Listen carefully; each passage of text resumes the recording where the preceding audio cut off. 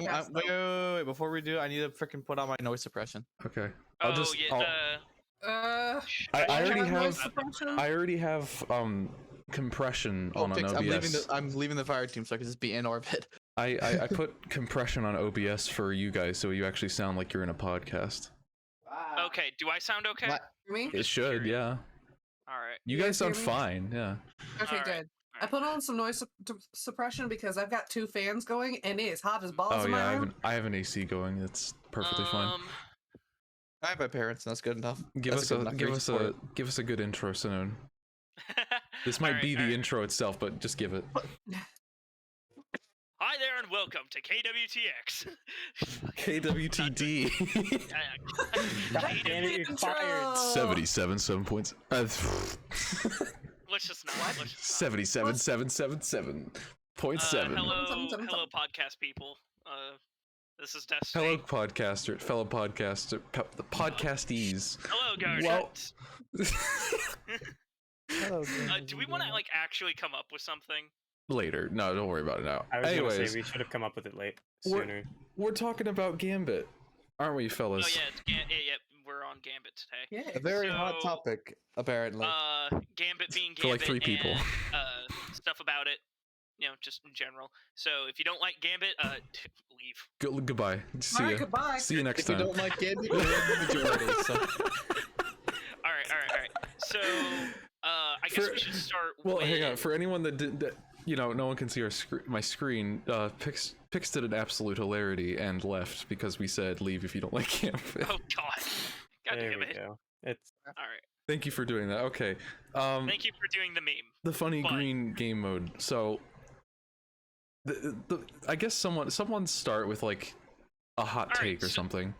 So Gambit is here's the bad. thing, old Gambit was fine. Thank you. But I do like the new heavy stuff. So let's just you know what? Let's Oh, just the new go heavy into stuff. So That's okay. I wanted to think. I wanted to just start by saying one thing quickly about the Gambit, though. I want to go over. If anyone was playing during the Forsaken era, how did you feel about Gambit during that time frame? Pretty Gambit fun. Not Gambit Prime, when it was first out. How did you feel about that? Oh, that's wow.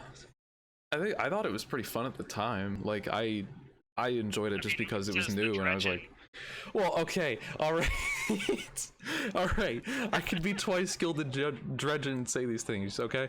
Well, okay. I liked Gambit when it started out. I was kind of just doing it to get, I think, Malfeasance, and I did eventually get it. The Gambit gun. Which, by the way, shout out to Malfeasance and how it's kind of being funny as hell. And that entire quest, Shade, because I remember back in the Forsaken era that you used to only be able to get that quest from killing the giant meatball boss. Yes, the big servitor.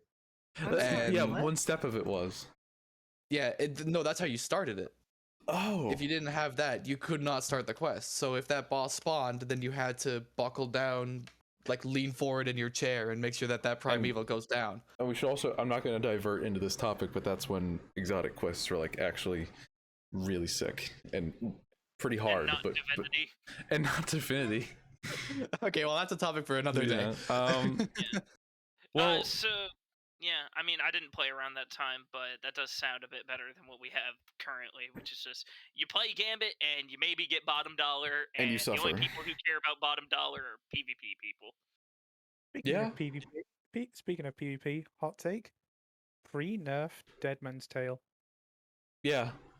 What do you think? Honestly, Hey, yeah. I don't know. I think that Deadman's did deserve the nerf. I think that it's been beaten into the ground a bit too much. They tried to make it it last deserved it, word. but then they made it a little worse. They tried to make it last word, and that's what made it really good, because they made it last word. They made it last word, but better. Yeah. They tried to break its knees, but they ended up snapping the whole leg. Right. Yeah. Though, yeah, around the Forsaken time, though, I wouldn't say there was that many, like, notable outliers. Sure, you had, like, your Queen Breaker and your Sleeper, but at least those didn't have, like, tracking. You had to actually, like, shoot the person with it. Nowadays, well, we'll get into that a little bit later, but nowadays, like, it's just, you have, like, all your tracking rockets and stuff like that. But back then... well, nowadays it's just Gallarhorn. But we'll talk about that later. The summation... Yeah, back then, it was, like, at least a bit fairly skilled when it came to power weapons, but at the same time, it eventually did start getting stale with all your queen breaker spamming and stuff like that. The summation was Forsaken era, or I guess early Forsaken era. Well, that's when Gambit was good. brand new and they were still messing with it. Now Gambit's kind of like a backdrop to everything else. Yeah, accurately. I mean, it's fair because Gambit's kind of at a point where, like, they do one thing and, you know, now Gambit's worth messing around with. But it's also not their focus. Yeah. No, it's not their focus. It's really just like a side mode. And at the time when it first came out, it was supposed to just be this like quirky side mode with both PvE and PvP meshed into one. Yeah. But as it began to like shift and began to evolve, I think the main evolution with that was Season of the Drifter, when Gambit Prime first released. Gambit Prime, man, I miss Gambit Prime. Gambit Prime was fun. Well, that's how they morphed it into Gambit. They just absolved it into the Gambit thing and just made it one thing. Right. Yeah. If I remember correctly, Gambit Prime was where like there was no invaders. Wait. It was just a time. Okay, thing. wait. Now we're looking this up. Gambit Prime. Yeah, now we have to do a bit of research because there was invaders. No, the main difference with Gambit Prime was the primeval fight and the armor you could wear. It's guys, if you didn't know, it is hosted by the Drifter. No. They say it on the front page. Hang on. Same as its predecessor. Enemies, moats, fill the bank, defeat primeval. There are, however, 3 mechanics. First one is 1 round instead of 3, which is nowadays. You got to get 100 moats instead of 75, which it used to be. Which I think is better personally. Yeah. It's a little bit longer for each match, but it's not as many rounds total because it's only like 1 round for Gambit now. And they kind of did absolve it in that one way where they made it so you can't kill the primeval immediately in Gambit Prime, where you couldn't, you essentially had to you had to do what you do now in Gambit, I think, where you go find the Gambit Prime. The primevals spawned around, or the envoys, I guess, spawned around the primeval, but it was very similar in the fact that it was like you had to kill them to get up stacks to get the... Yeah, like if you think of the map, the Mars map, like all of the primeval spawns were either on that like lookout spot past the like moving platforms, or on either side pretty open towards the boss. No, what I'm like, talking about they were pretty primeval always spawns at center. Primeval doesn't move and spawn. Oh no, I'm talking about the envoys where you did damage. You did damage. In Gambit Prime, it was around the outside. Prime, they spawned right next to it. No, in Gambit Prime, it was on the outside because you had that pool you had to stand in. Oh, maybe I might be confused. You had a pool that you had to stand in, and then you could deal. That was how you get your Primeval Slayer buff. Was why you standed in that, and it made invading in that mode a little bit more interesting because you'd have people standing there with Well of Radiance. But then if you came in with a rocket or some other heavy weapon, then you could just destroy the entire team. I'm putting this on stream because it would make more sense. Invasion. Yeah, just a little bit of. I put the invasion thing up from Destinypedia, and it says it's the same thing essentially. Players can enter the enemy side, and deny moats, steal moats for their team. Once the primeval summon, the enemy's portal opens regularly, approximately 1 minute after invader returns. Okay, so yeah, like current Gambit is a lot like Gambit Prime mixed with original Gambit. Yeah. Mm-hmm. No, were you around at that time at Gambit Prime, or did you not really play back then? I played a little bit. Because I don't remember if you were around season of. Yeah. Sorry, my mistake. Oh. Yeah, I don't remember if you were around back then, Noble. Sorry. I played. Well, I started playing back in 2019 around Thanksgiving for America. That's when it was doing the Festival of Solstice, and that's when I started playing the game. I put it down for a little bit and then picked it up later, but around that time I don't think it was Gambit Prime. I think it was just the regular, so to speak, Gambit. Oh yeah, because they didn't have Prime initially, right? That just came later. Prime was in its own season. That was the only time you could play it. Yeah. I Oh, it was limited time. Oh, that's so deep. Wait, when I started playing, it was Season of the Hunt. That's when I started playing. Yeah, I joined in around okay. Season of the Hunt as well. So yeah, so Gambit Prime was so we have a lot of newer people here. So yeah, the Gambit Prime was the main selling point for that one was of course the reckoning mode attached to it, and then you also had Prime, but it was like basically like Mayhem or it might have been a Mayhem, but I don't remember. But like Mayhem or Showdown, and yeah. it shows up Mayhem Gambit sounds really fun. It sounds like a nightmare. Actually, wait, hold on. Which I know you're not. Yeah, but hold on. Hold on, Mayhem. I have a thought with that, because you could totally make it a Mayhem Gambit and you have to, I'm pretty sure you would have to do this. You have to increase the moat thing like at least twice, like to 200 or something. I think the only problem with that though is it would take forever, and like people could send blockers all the time, and it would complicate things. Yeah, but you also have all your supers almost instantly. Right. And maybe not like super fast Mayhem, like normal Mayhem, but yeah, it would be somewhat. I would say longer, like half as often. But... Yeah, sorry. I wanted to ask, Pix, were you around during Gambit Prime? I don't remember when you started playing. I was not around during Gambit Prime, and if I wasn't particularly playing it. Gambit's a fairly new mode for me. Yeah. Okay. Well, as well as the primeval changes and the way that you got your loot from that season, there was also the addition of the Gambit specific armor and the perks that came with it. Oh, I should put that on stream too. Yeah, the Gambit had an entire I don't know, phase, whatever you want to call it, where they just added all these prime synths. I was barely playing Gambit at the time, but I remember I played during that season quite a lot. So the way that the armor worked was that you basically had 4 distinct roles. You had your Collector, you had your Reaper, you had your, I think it was just called Sentry, and you had your Invader. Right. Now, they all had their designated roles, which you had to build into with the armor that was from that season. And the Collector's job was to pick up moats, and if you got your armor all the way leveled up, then you could send a 20 moat blocker, which would be this huge hulking guy who you needed the entire team to take out. Oh my god, that's right. The Reaper got bonuses for killing loads of enemies really quickly, and for making a lot of moats for the Collector. The Sentry got buffs for killing taken enemies such as blockers and primeval envoys. And then your Invader, well, I mean, is the Invader. He just got a better overshield and more tracking, essentially. Yeah, I think the armor definitely helped incentivize building into those roles. So if you're the PvP guy, you would go in as the Invader, put your entire set on, and then if you were the Invader and you had the Invader set, you would glow bright red, so everyone would know, oh god, that's the guy you gotta watch out for. And am I remembering this right? That only lasted for a season? All the prime roll stuff, that was only that one season that it was around. Oh my lord, I barely remember that because I didn't play with any of you or anyone on my PlayStation. I was pretty much a solo player at the time, so I didn't really get to experience that. But yeah, that I only saw those moat things in my inventory. I'm like, what in the world are these? What am I gonna do with these? Right. Yeah, those moat things were for reckoning, weren't they? Right. Yeah.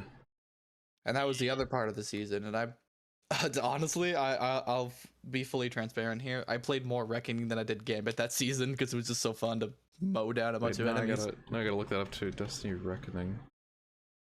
I remember there was some mode that they had a while ago where it was basically Gambit, but you didn't have the PvP.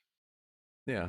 There was no PvP aspect. That sounds like a good labs one. Game modes, but I don't remember if that was around when I started playing. Well, seriously, anyway. That also sounds like a good labs one, because it would kind of incentivize people wanting to play the game mode, because people are like, well, I don't like the invaders or whatever.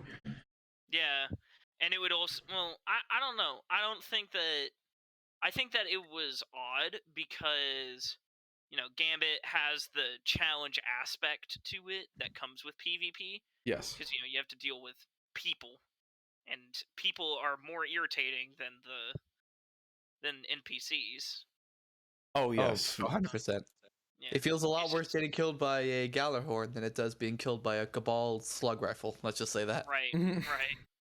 Because the Cabal slug rifle is not some freaking no-skill Nancy over here who just got some heavy ammo and Yeah, it doesn't one shot, it doesn't track, it doesn't explode into little rockets. Yeah.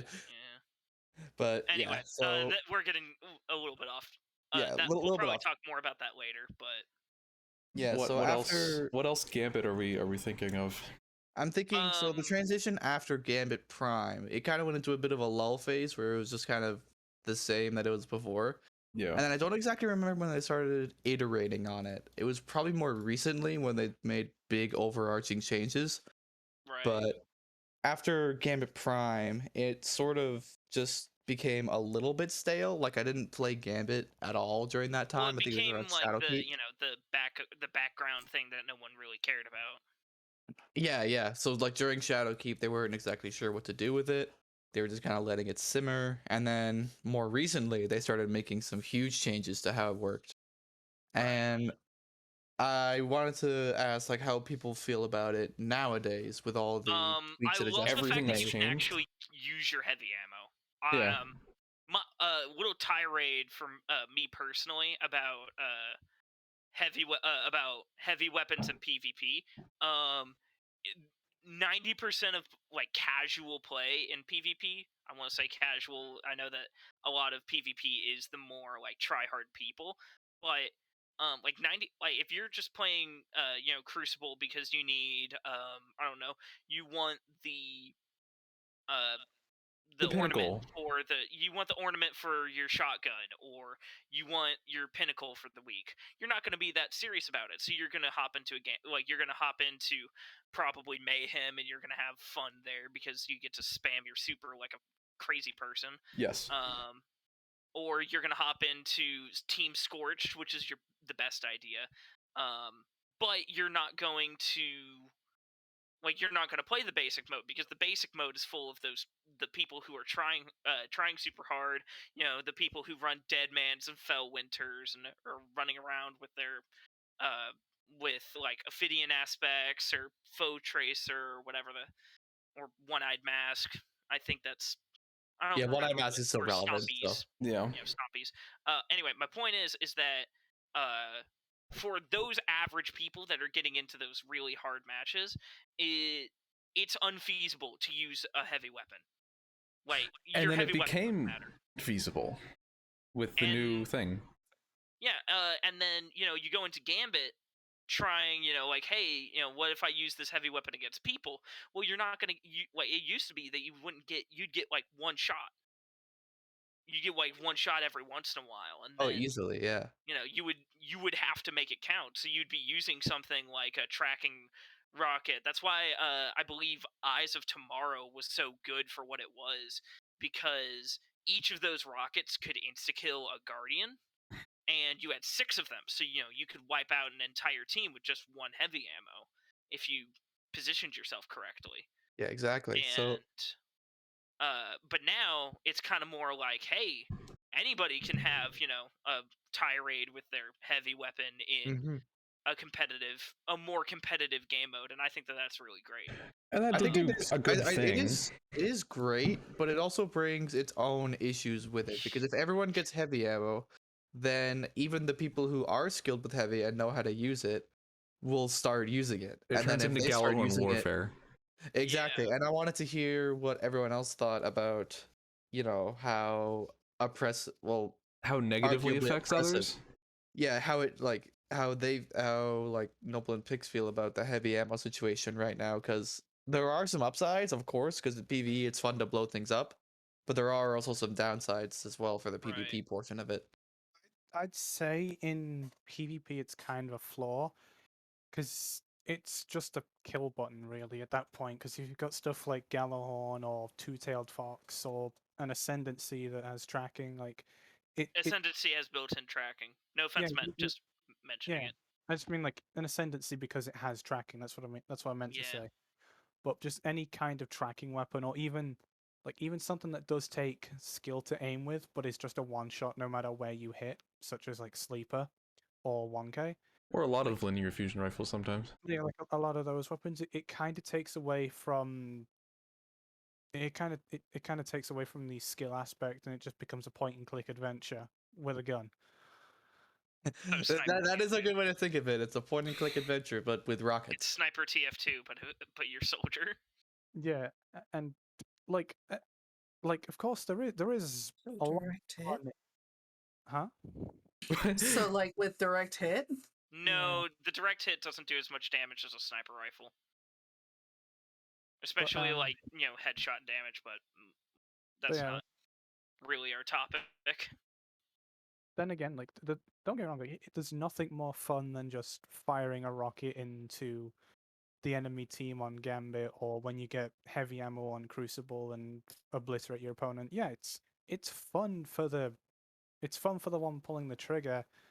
But then again, if you look at it from the other side, if you're the receiving end of that rocket, then you kind of get annoyed because it feels like that kill wasn't really earned. It was just okay. It was a click for them and 15 motes gone for the other person. I thought of something immediately. The PvP side definitely falters because of it. Like if you had people, instead of say a rocket launcher, using like a scout rifle or something like that, sure, it's still long range. You could still map people with it, but at least you can get to cover. At least you can you get hit a few times. You're like, oh darn it, I gotta run to behind this rock or something. But with a rocket or with a sleeper or anything else, it's just one click, boom, and then you can't react. Hold that thought. Also, I thought of everything Noble was saying was like parallel to what I see people arguing when I hear the arguments in I don't know if everyone's gonna know this, but the TF2 community, when they say like random crits are bad. Oh yeah, it's the exact same scenario. Yeah. So, go ahead. I was saying, like, homing weapons in Destiny 2 are flawed in PvP because it takes away what makes it a first-person shooter, which is the skill to aim. Well, if it was the tracking of like truth, yeah, I can understand that. My thing is that I don't think the tracking itself is the problem. I don't think that the tracking itself is the problem. And my reasoning for this is actually the toaster, Yotun. Oh, yeah. Because if you think about it, that is like the cornerstone of, point and click problems, and it's a special weapon. But the thing is that with Yotun, the way to counter it in PvP, at least, like in Crucible, is that you have like a lot of this cover around, and I think that and Gambit has a good bit of it too.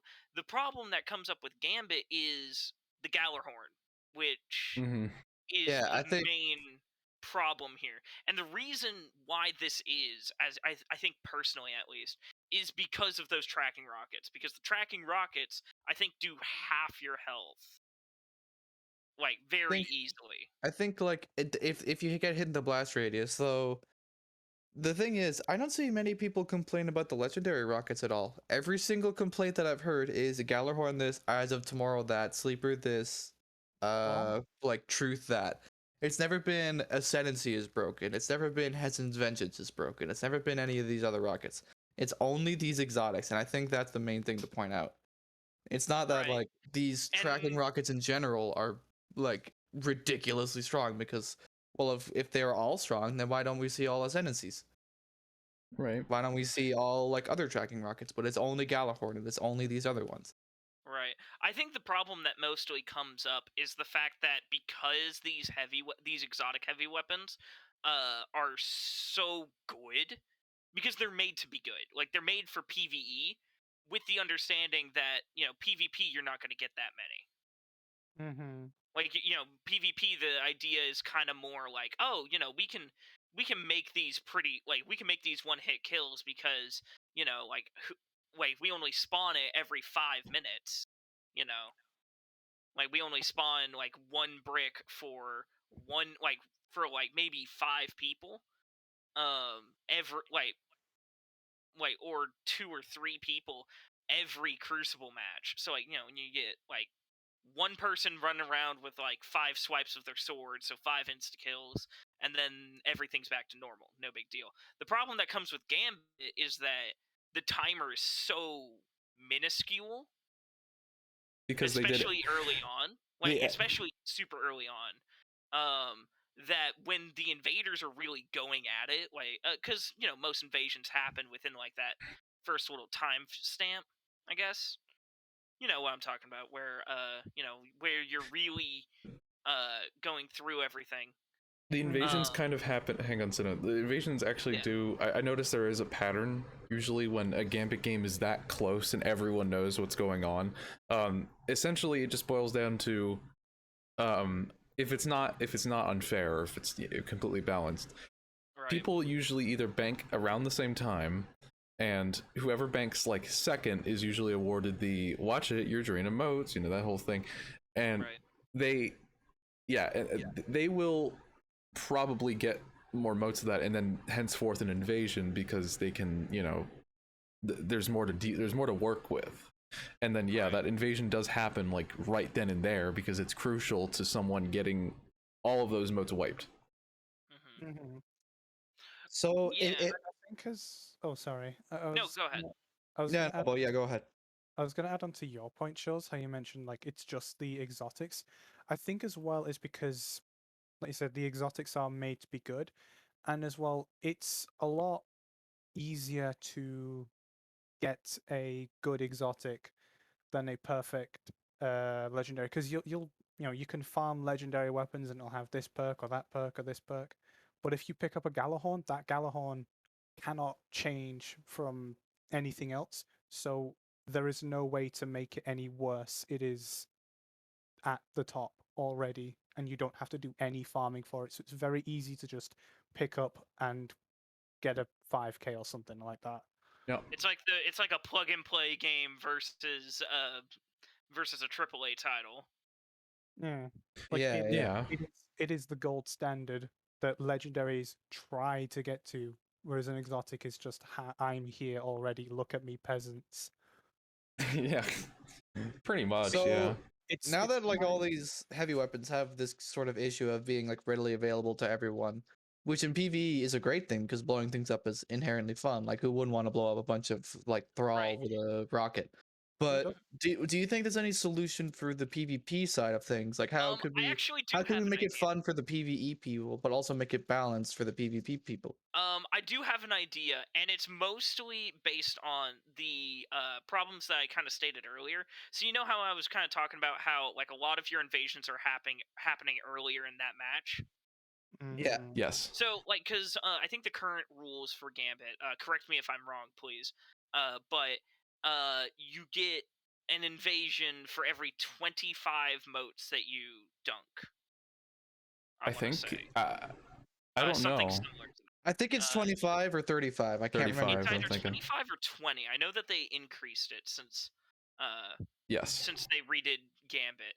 And the reason why I'm bringing this up is because that's 4 invasions, or like 4 or 5 invasions that we know are going to happen fairly early in the match. One of which happens like extremely early, like within the first 2 waves. And in those 2 waves, you spawn in 2 power bricks.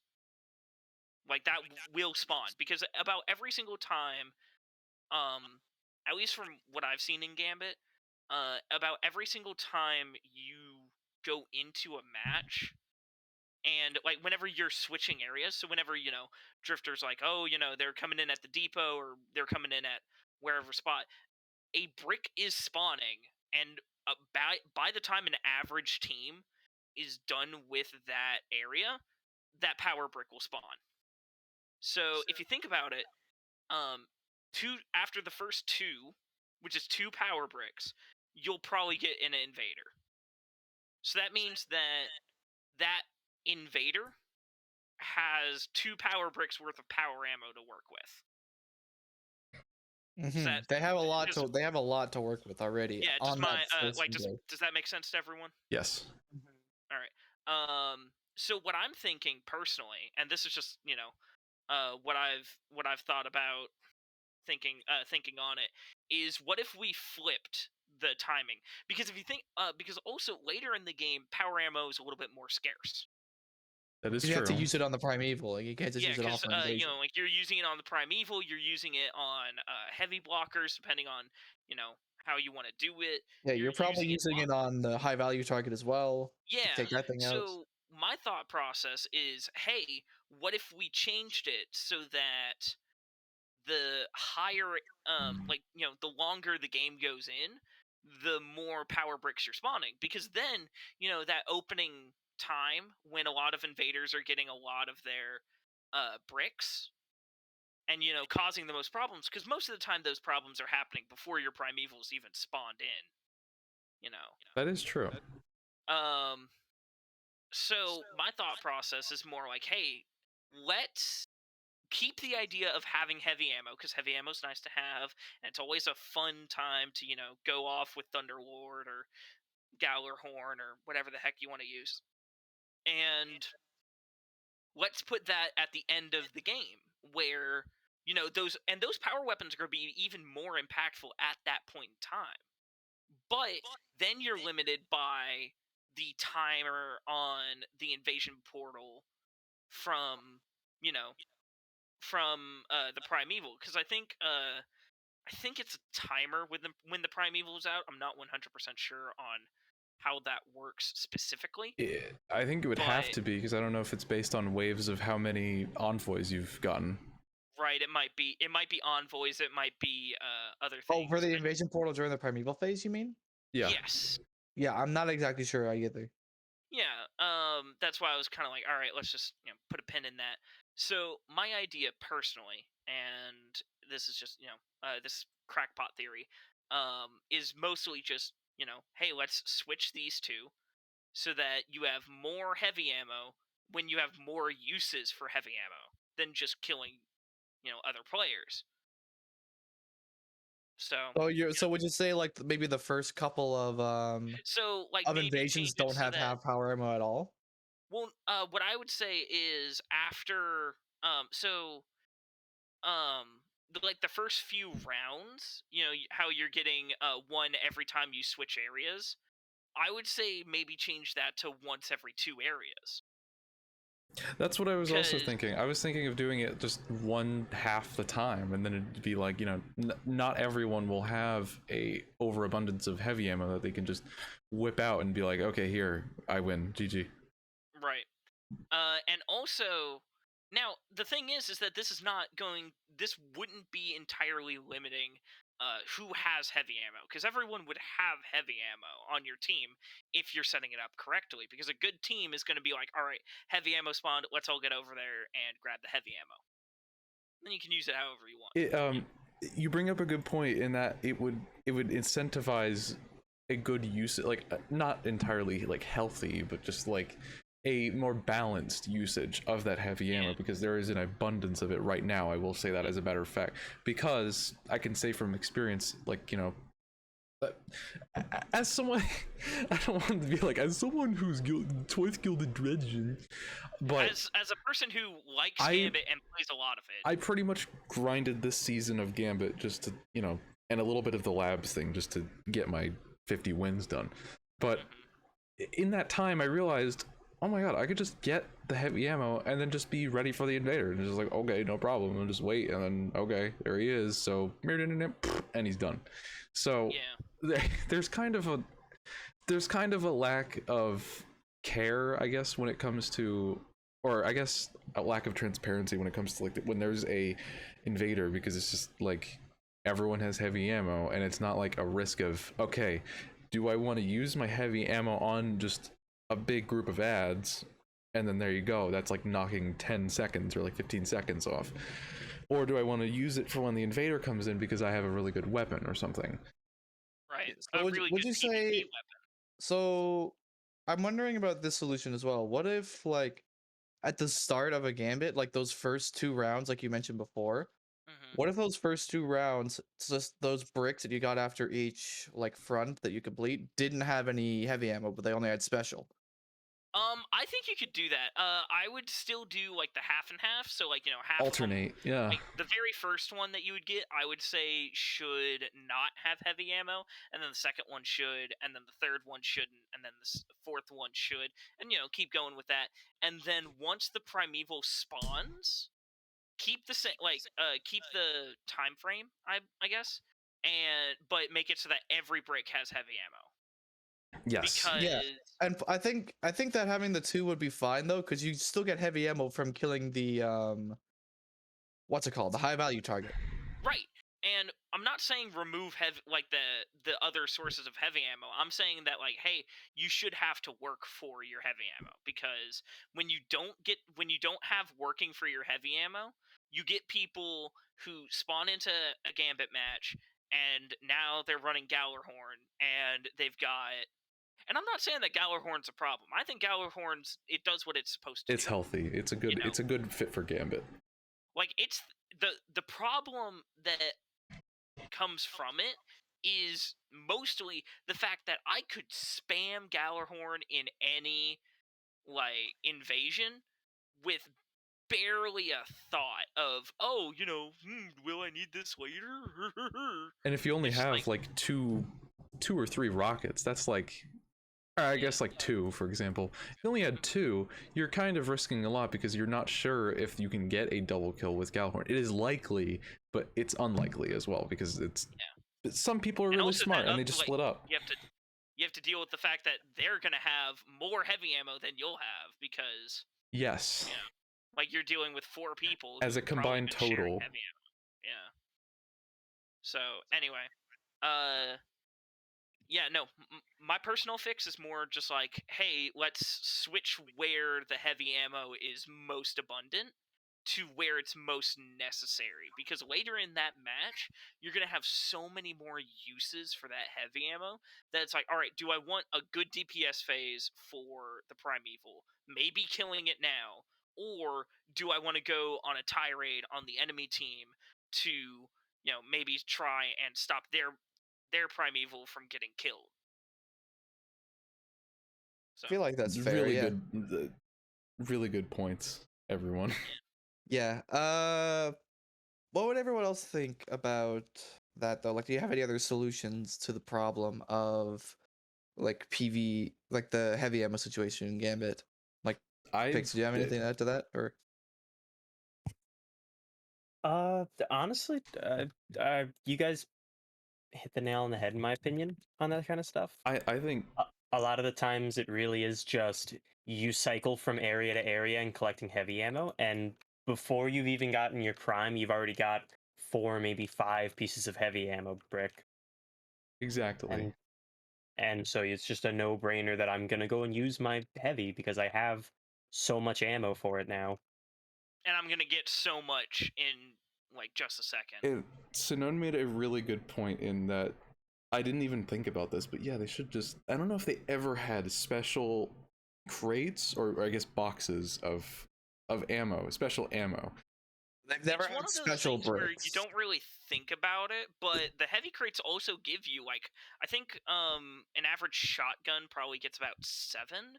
Oh yeah, they also give you the ammo. If you're using a fusion, you get 6 or 7 shots. That's right. Yeah, I think 6 or 7 is about the usual thing for a medium capacity special weapon. So. I think they give you 3/4 of an entire full clip that you would have on a fusion rifle. Yeah.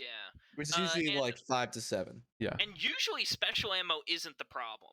People can deal with special weapons because if I get sniped in Gambit, I'm oh, okay, well he just has a good shot. Okay, that's fair. I died for that. Exactly. If somebody's using I don't get mad at somebody using Izanagi's Burden in Gambit because, it's okay, they skill shot me with a sniper rifle. And they also use 4 bricks of ammo, and ammo is scarce. So if they are using that ammo for an invasion, they might waste theirs. Well, not waste, but you know what I mean. Not have it for PvE. Spend it elsewhere. Right. Because Izanagi's is a very powerful weapon in terms of the both only aspects. Weapon that I think tracks that's on special ammo is Yotun, and Yotun is basically made for PvP. They balance it around PvP.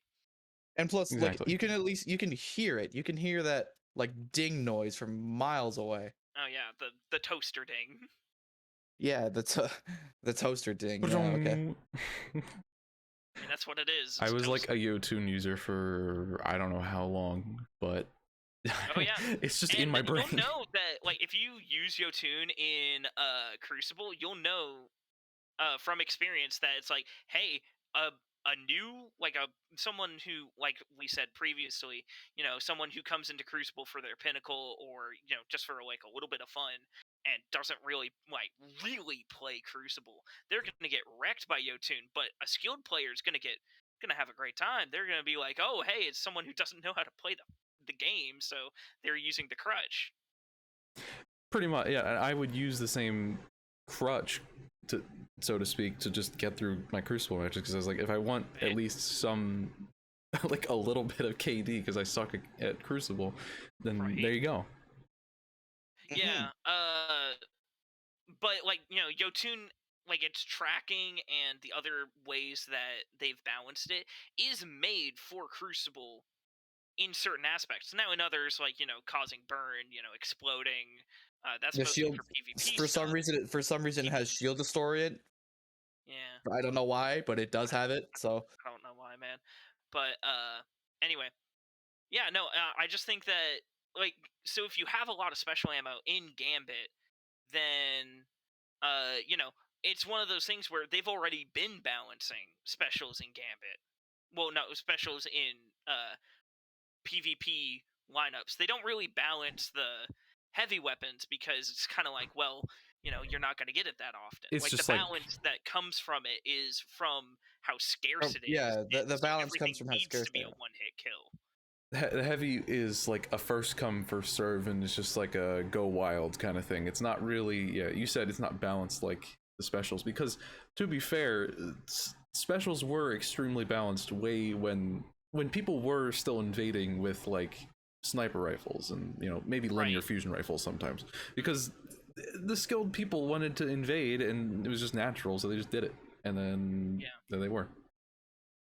And then now anybody, like any Joe Schmo, can just be like, "Ooh, I've got Gallarhorn," and then you know they go invade and get 4 kills, and you know, good for them for getting 4 kills. But I'm over here like, hey, you know, I've got the same thing, and yet you know, like I might have 200 hours on Gambit. You might have 2 minutes, and we're both using Gallarhorn. The only difference is that I feel worse about getting insta killed because you know, I had all the skill, and it didn't matter. I will say you are a blessed person if you only have 2 minutes on Gambit and have Gallarhorn. I mean, Gallarhorn you don't need to play Gambit for. You don't need to. But if you have that that DLC pack, I forget what it's called. It's more you've gone that far and you've never been absolved into Gambit. Yeah. So yeah. Anyway. Whoever wants to go next, absolutely can. I don't know what else there is to talk about Gambit. Well, I want to say something like through all the changes they've made and through all like the additions and everything, there's always been like, at least from what I've seen, the majority have said like, okay, well this is just not working. So do you think they should continue iterating and making changes, or do you just think they need to shelve it? Do you think they just need to make a new mode and make like some like fundamental changes? I think that Gambit can stay, but it also could go. I think that it's one of those things where it can be fun, but it requires effort because at least some amount. They're not going to be able to just let it sit and still have people enjoy it.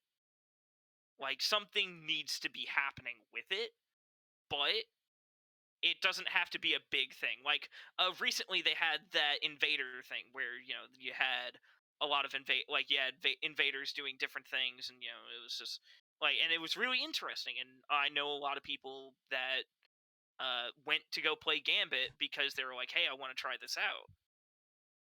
You know, like the invader swap mode, I think it is, right?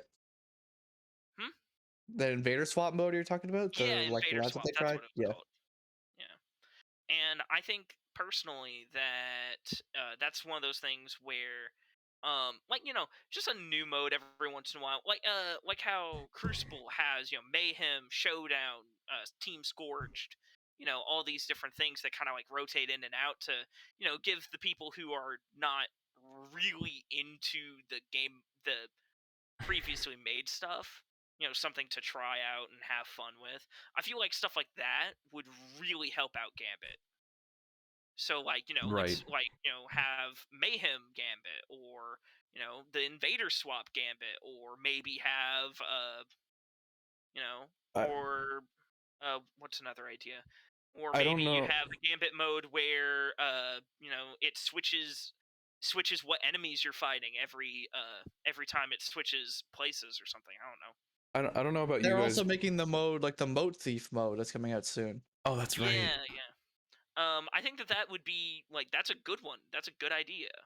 Like give people who play Gambit something new to try, because then they're gonna want to keep playing Gambit.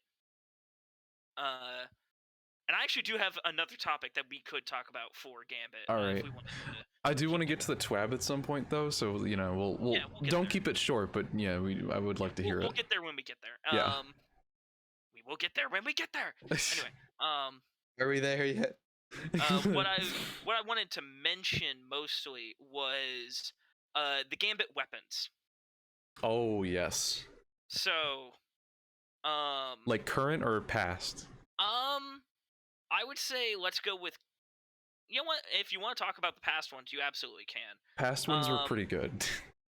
Okay, the Gambit Weapons from the past, gold weapons. You had, what did you have? You had that one pulse rifle. Dire Promise. You had the freaking shotgun. You had, I'm talking about my Gambit Prime. You had like the sidearm was actually pretty decent. The grenade launcher had some perks you'd never seen before. And there were some other Gambit weapons. Bottom dollar. You had servant leader. You had all those. Yeah. No, wait, Noble. Did you want to say something? I think you were cutting out.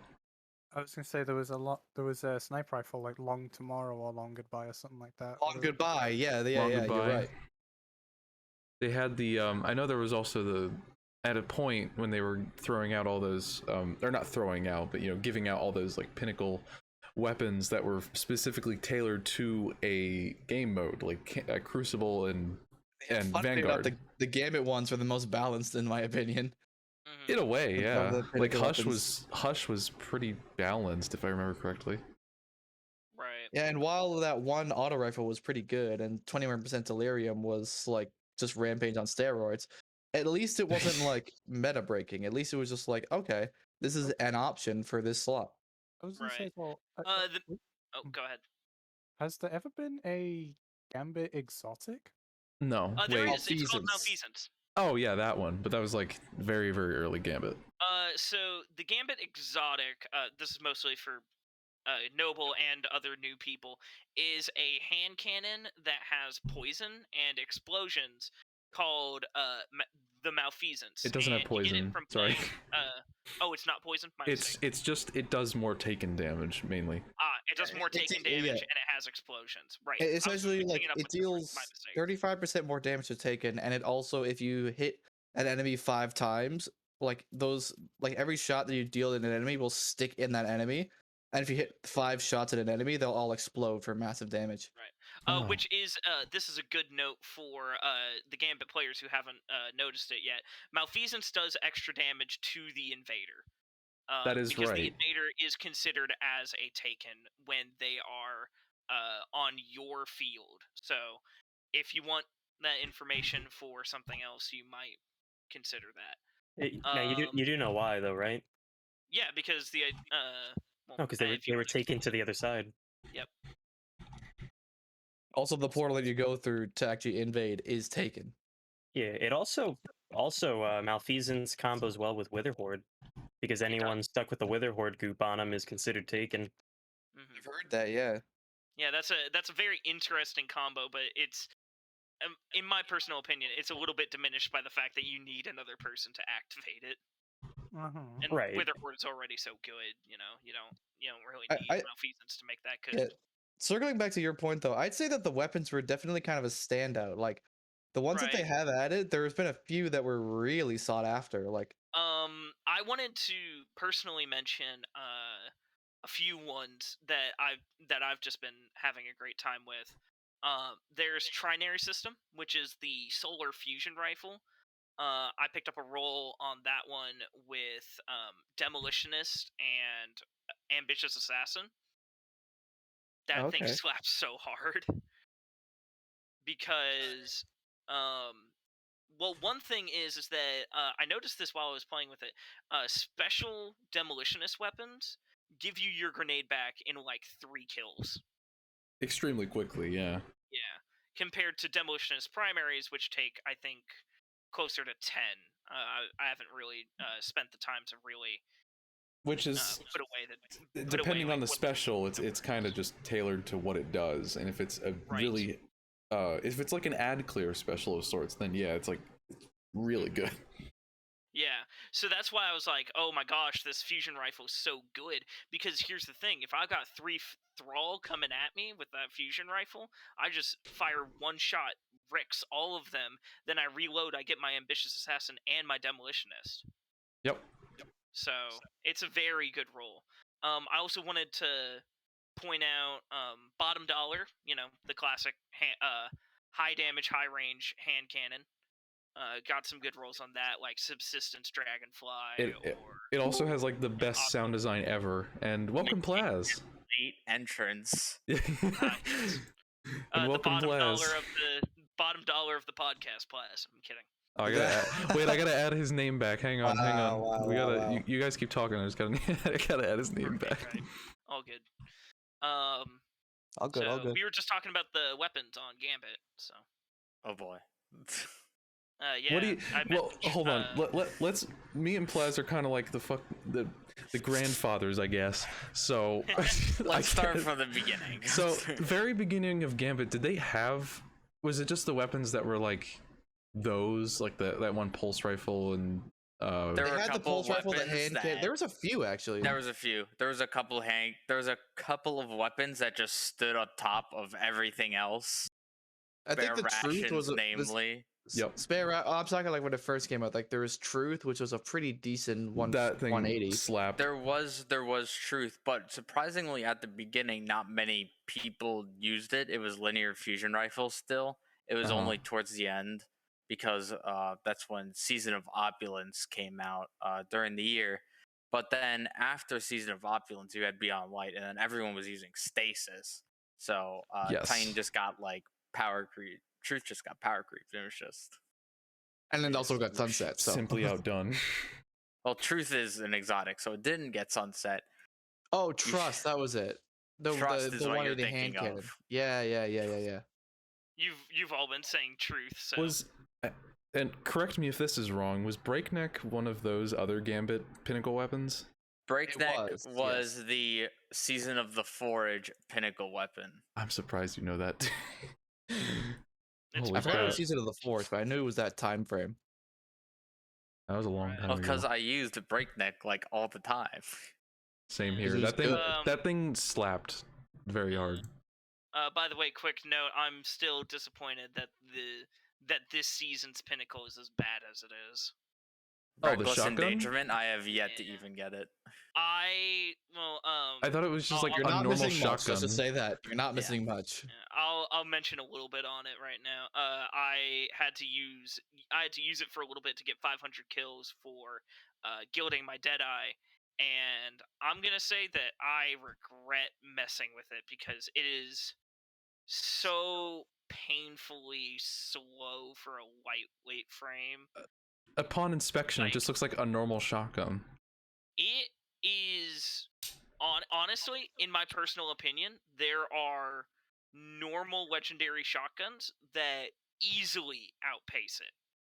Like probably have like the Matador, the Comedian. Like Matador, Comedian, first in, last out. Yep. Yeah, the Reckless Endangerment is kind of like a weapon that I would see, and like the roll with the double perks is like, oh, that's interesting, but I would still dismantle it. Yeah. You know what I mean? Like I would have better rolls already. Yeah. I'm just. Which I guess is the point, because you're not supposed to have like. I don't think those weapons are supposed to be god rolls or anything, because that would just But be the thing stupid. is that Ascendancy was the previous one.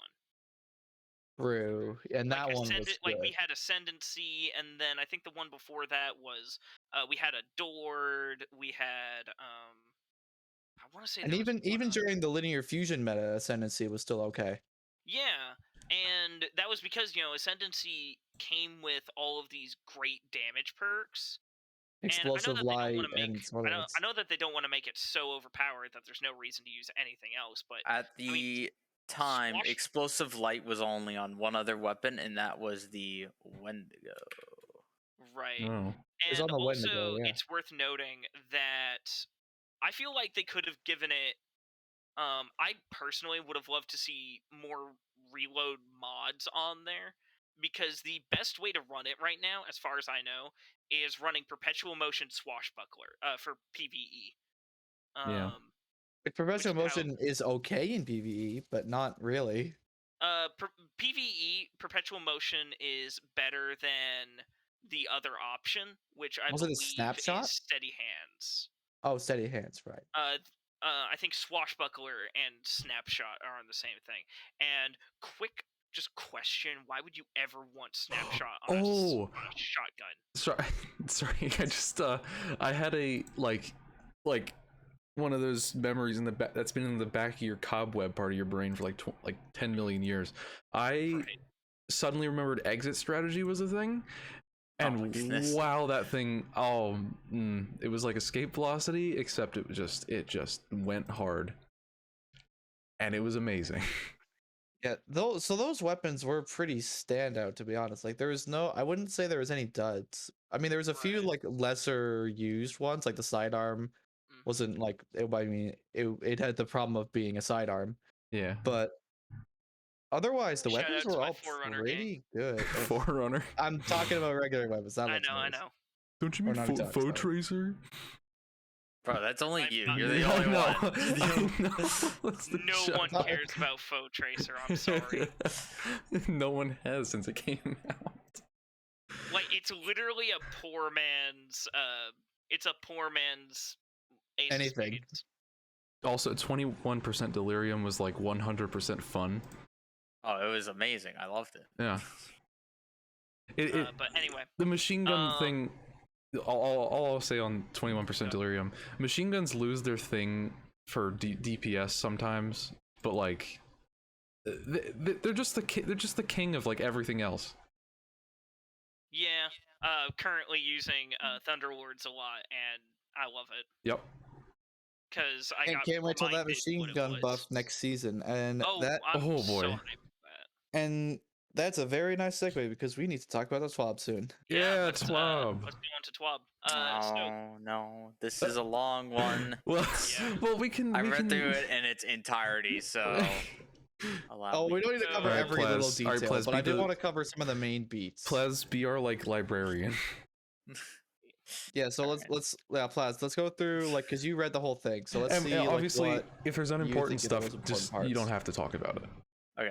Other than this is a long one, let's see. Let's first talk about let's see. Let's talk about Glaives. Oh first yes. off. Yes. Oh, okay. So I can't remember. Is this a buff or a nerf? So this is a buff. 100% So buff. perks that would, what they're doing is that they're essentially saying, okay, what the glaive melee is an unpowered melee. So they don't want you getting the benefits from mods that, or weapon traits that give you things from powered melee kills.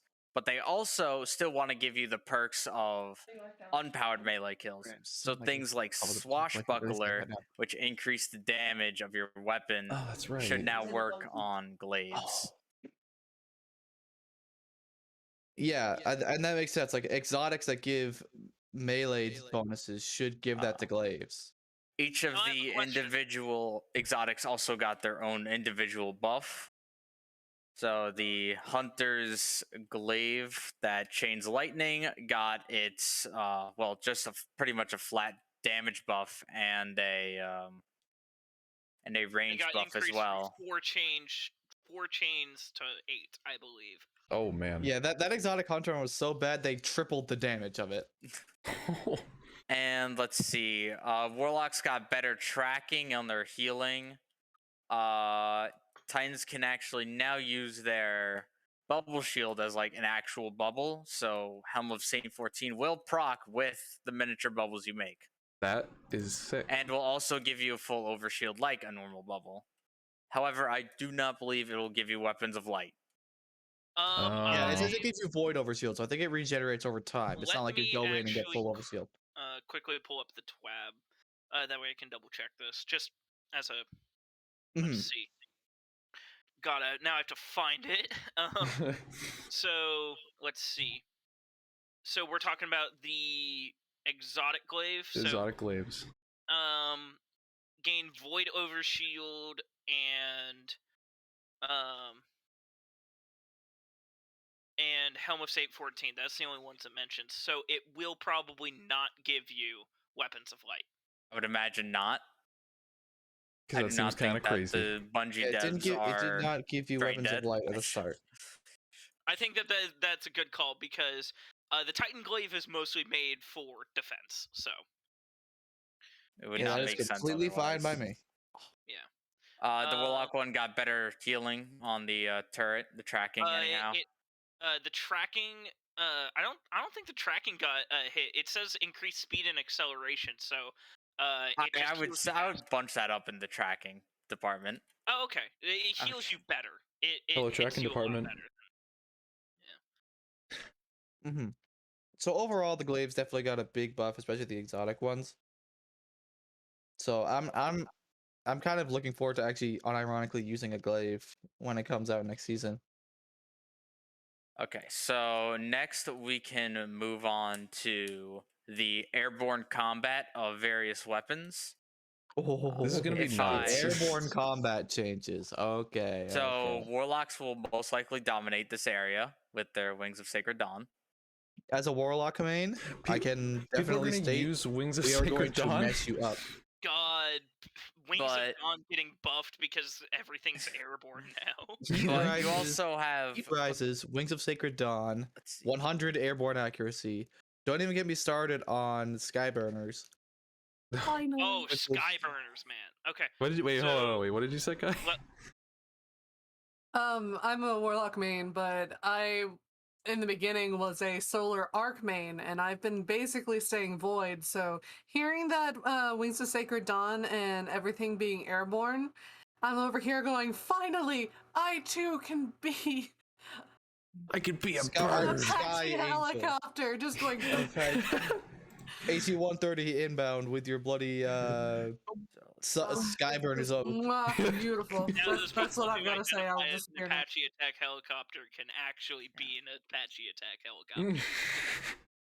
I can't wait to see Let that. them be who they want to be. So, wait, who's the like second best in regards to this like airborne thing? Hunters are getting some good exotic ones. Would probably be. Because Titans are getting tempered metal, and all of Stasis is getting Whisper of Hedrons. Right. It is interesting to note that they very specifically were like, "Hey, Stompies." No. Goodbye. Hit that in the face. Yeah, Stomp. Yeah, for for a lot of the exotics that deal with weapons or some sort of airborne combat, they gave weapons a better airborne accuracy stat, and for Stompies in particular, it gave it a minus 50 penalty to all weapons. I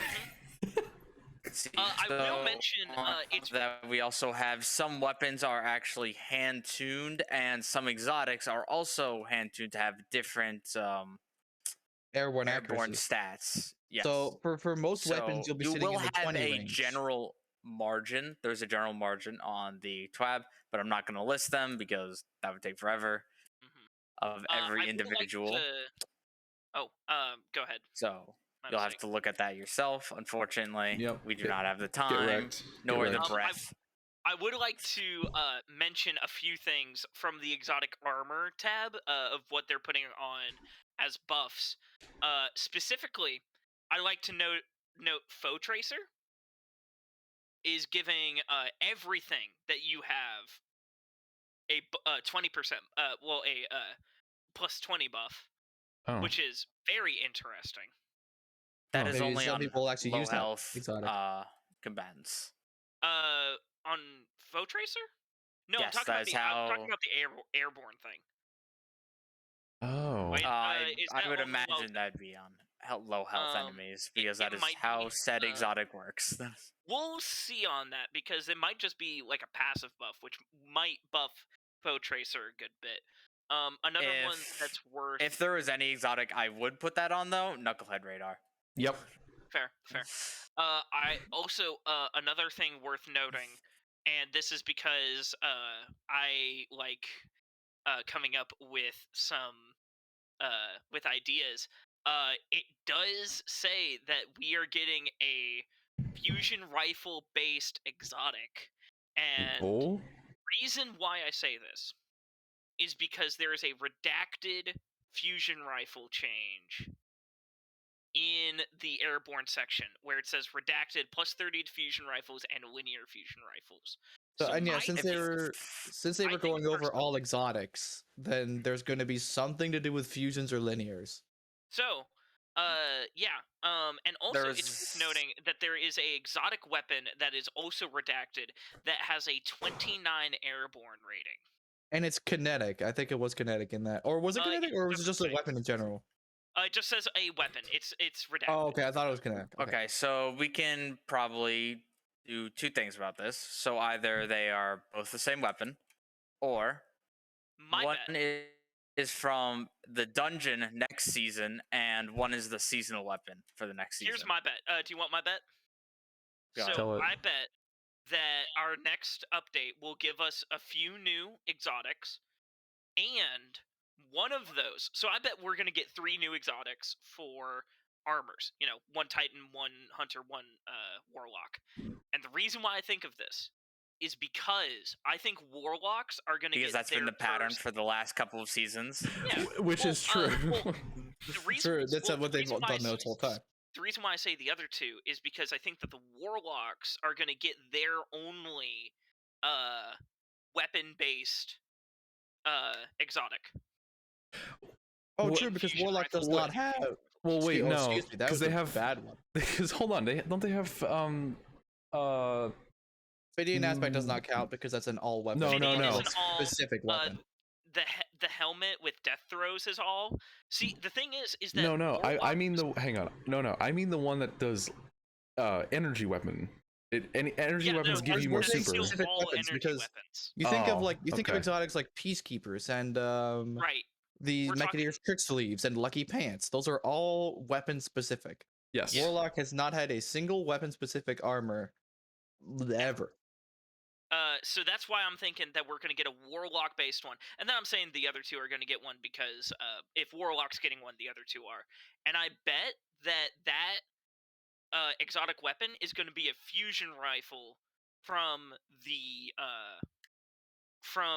new dungeon. So I think that we're going to get an exotic from the dungeon. And I do think that it's going to maybe be a fusion rifle. Or a linear. Well, if there's anything to go by it, I would have to tell you that it's not. Then, if the leaks are, hold true, if it is Crota's End, as I claimed before, and this leaker has been right for multiple occasions, so he's a gamer. If we go based off of that, then the exotic in question would be a fucking ridiculous RPM auto rifle, the Necrochasm. Yes. And which is an I believe it was an Arc primary, but it could also switch between Arc and Solar, but not go to a third cycling of Void. I think but that's it had true. a ridiculous fire rate with low impact. I mean faster than than most machine guns fast. And talking sweet business. And fast? I'm that talking even faster. That reminds me when I talked about I didn't talk about it here, but I talked about it like way in the past, like a few days or weeks ago. But it was like I have a weird thing for those really fast auto rifles that will just were essentially the predecessors to some machine guns that would come in Destiny 2. But I thought you were gonna say Predators. The Predators of Destiny 2, yeah.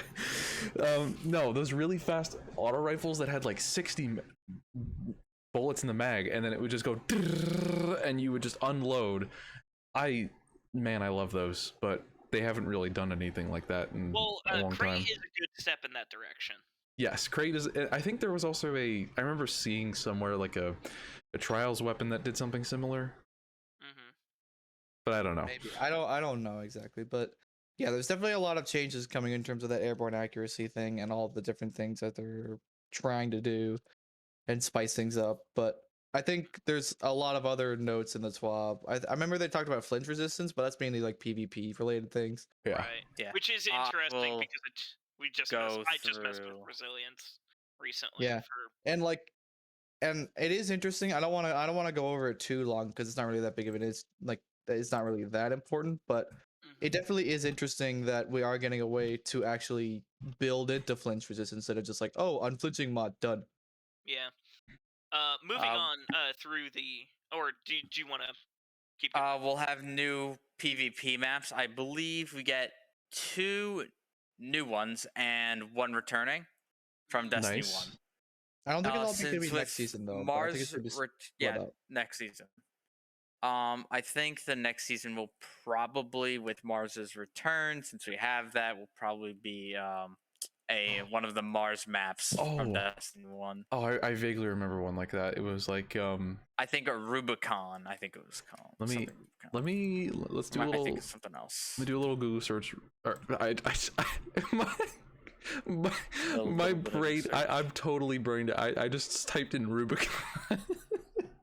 Rubik's Cube, yes. Rubicon Destiny 1. Yeah, oh wait. I need to do PvP because it's thinking of Rubicon Wastes, which is not the same thing. It sounds like some sort of radioactive disposal company or something.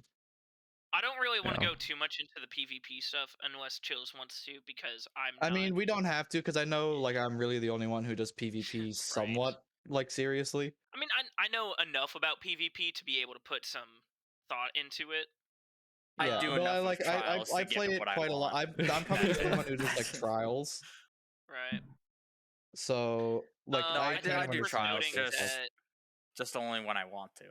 I do want to quickly point out, it's very interesting that they're putting this many range buffs into a lot of primary weapons.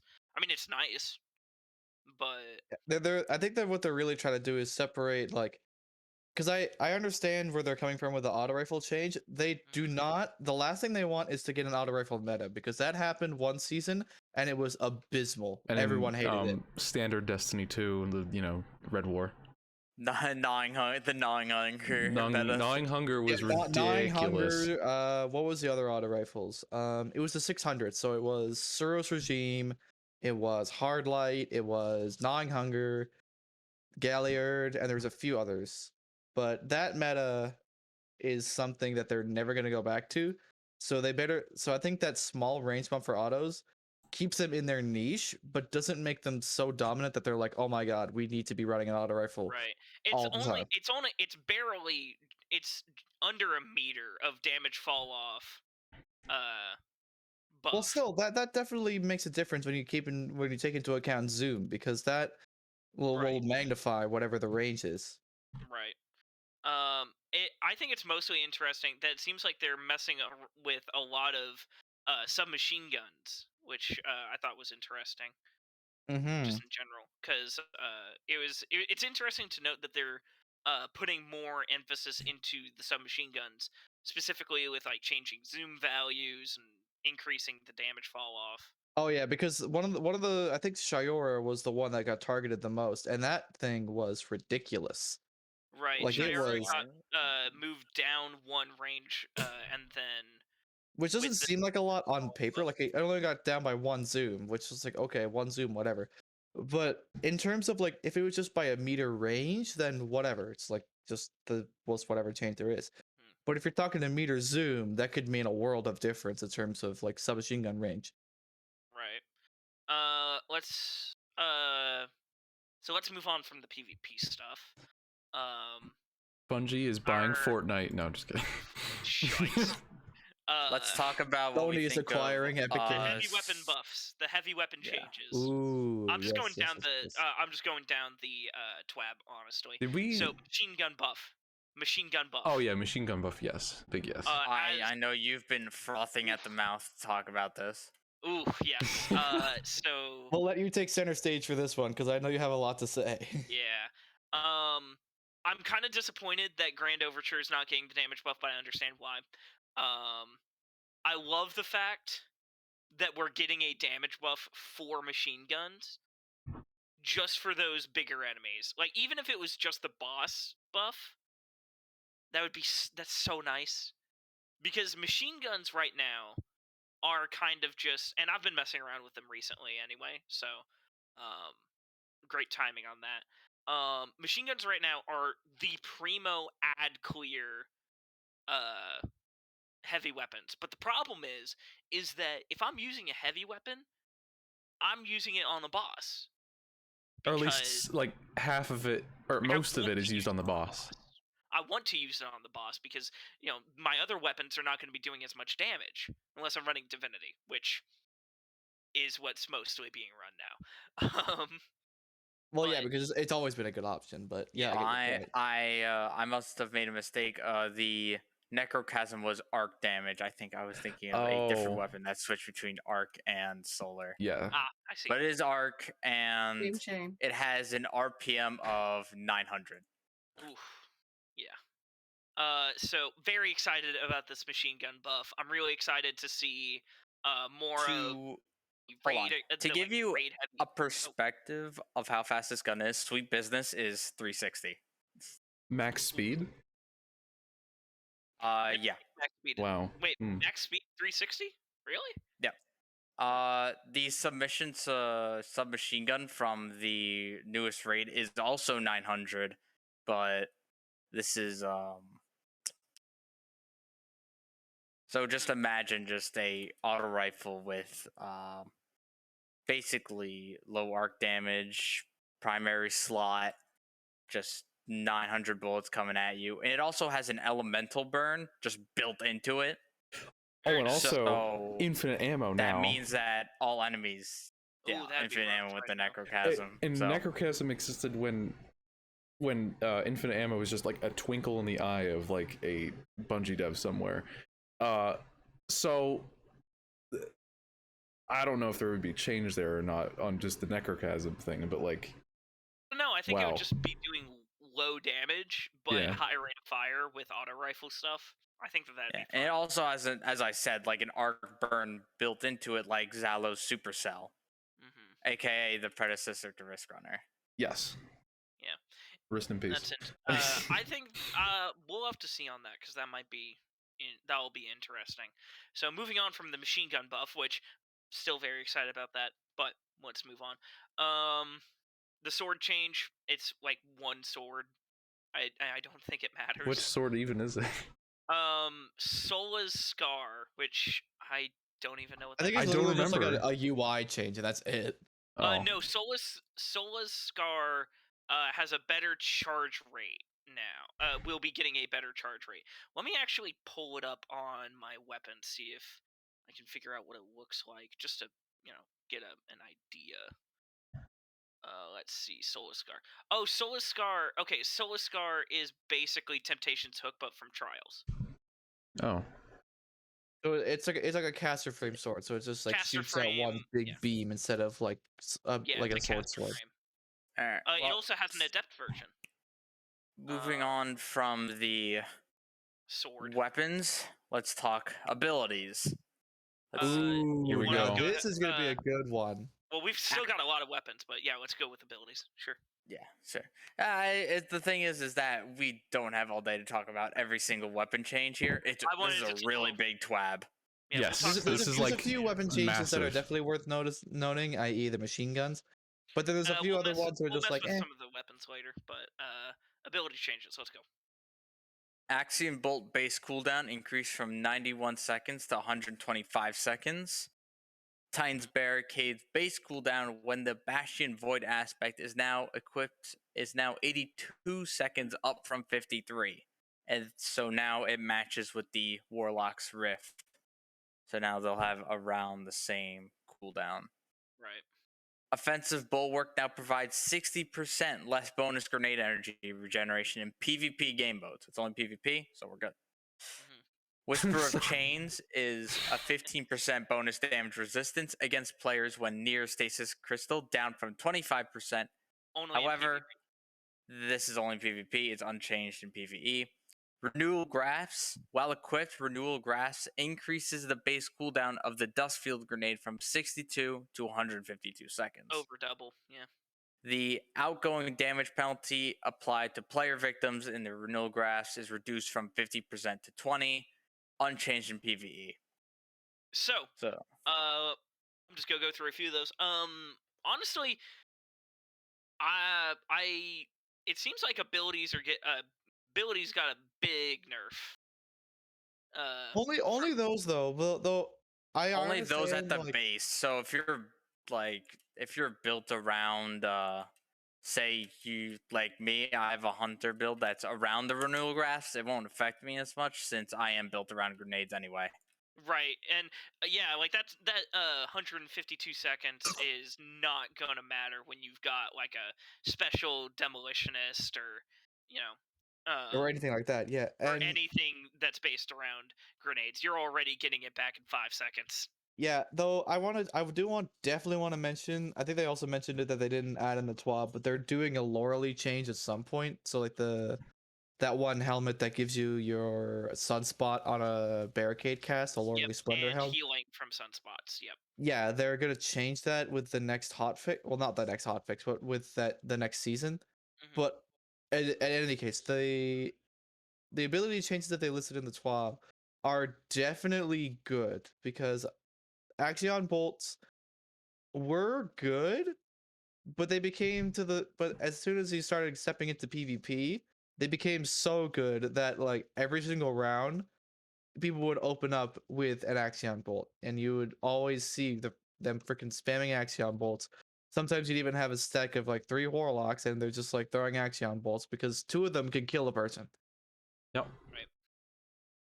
So it was kind of stupid when all your Warlock buddies gathered around and then you just see 3 grenades being chucked at you immediately. And there actually used to be an Axion an Axion bolt exotic for the chest piece, which was Oh no, that's the are we talking Destiny 1 or Destiny 1, yeah. Okay, yeah. So but yeah, and I think the Axion bolt was definitely a more lighter change, but it didn't really need a huge one. It just needed a cooldown reduction. The Renewal Grasps, though, that is a pretty big change PvP wise. Right. I do not use this exotic in PvP, so I can't really let you know. So I want to go over in PvP because it actually had a significant effect. So PvP, if you stacked it with that one stasis fragment that gives you resist when you're near a stasis crystal, you can get 60% damage reduction in PvP. Yeah, which means you can survive a Celestial Nighthawk shot. No, that's okay. You can't do that. Oh. No. With maximum resistance, you can survive a lot though. With max resistance, it takes 2. No, I meant like if you do every resist you can with the stasis grenade, then you get an absurd amount of resistance. Yeah, so like for reference, you could probably tank 2 shotgun shots to the body and a punch, and you'd still like brush it off. And to top it all off, if you're even in shotgun range to begin with, their opponent's weapons deal less damage, so you're getting the damage resistance, and they're getting less damage. So, yeah, that needed it. That sounded like it just desperately needed a change. Yeah. Oh, it did. Yeah, it had counter. I will admit, it did have counterplay. Like you could throw a grenade. Like if you threw any grenade on that dusk field, they basically had to leave. But otherwise, it was it was ridiculous the amount of stuff you could do with those. So I think that's definitely warranted for a nerf. Yeah, definitely with I think PvP definitely gets a bigger hit whenever base cooldowns get hit. Because PvE, it does not matter. You've got people who can, like, you've got stuff where, oh, I'm surrounded with enemies. Let me just dodge on out of here, get my grenade and my melee, and now I'm fine. Now I have because you have grenade kickstart, you have your elemental wells, you have grenade recharging effects, but in PvE or PvP, sorry, in you PvP, don't get those effects. That matters, because you only get like 2 or 3 kills. Yeah, because usually it's like, do you run grenade kickstarts or do you run like mods that give you better handling or better reload speed? Because those are important in PvP, especially. Right. Yeah, I don't play enough PvP to like really get a good hang of what these are, but I definitely know that I'm definitely noting the fact that base cooldowns when it comes to PvE doesn't matter. No one cares. Because, you got people like Plaz who are going to be building around it, and they're already going to have it. They're going to have so many mods on there that are based around their grenade that there's no way they're going to not have it for like 5 seconds. But when you get into PvP, a lot more of that is about your gun, not your abilities. Which is how it should be. Yeah. Your abilities are much more of a PvE aspect. I don't think they should be removed, definitely not. But no, abilities are definitely more of they're more of just a bonus when it comes to PvP, because you'll have somebody who's running around with, I don't know, Skull Fort, and that person's an idiot, but at least they're having a good time. But they Skull can only Fort plus use turbocharge, though. Depending on what exotics and what builds they have, they can only use that, like melee ability or grenade or whatever. They can only use that like once every few lives, I guess. It's like once every minute usually for an ability. Yeah. Yeah. And sometimes it's even like 2 minutes. Yeah, and it's just more. It just makes your gun more noteworthy. Because like in PvE, when I started, like, I made a knife build in PvE because my knife was because knives were so good. I was like, all right, well, I'm just gonna make a build around this. So I threw together a knife build, and then I was just like, oh, what's my primary weapon? I just have a knife, and then I just started throwing them at people, which was fun. But what do you have there? A knife? No. No. Just going around to a bunch of acolytes like, oh, what do you got there? And then he just forgets to throw a knife into their eyes. I like how Noble kind of puts some emphasis on. I'm sorry to break away, but I like how Noble puts some emphasis on that. Like, he made it sound like a British version of that video. What have you got there? What have you got there? Yeah. Anyway, so moving a little bit on from the abilities, I kind of wanted to touch on we're not done. Oh. Uh-oh. We're not done. Sure? Yeah, because next season we have yet to think of what our thoughts are on the next subclass changes for the next element, be it solar or arc. But I thought it was leaked solar.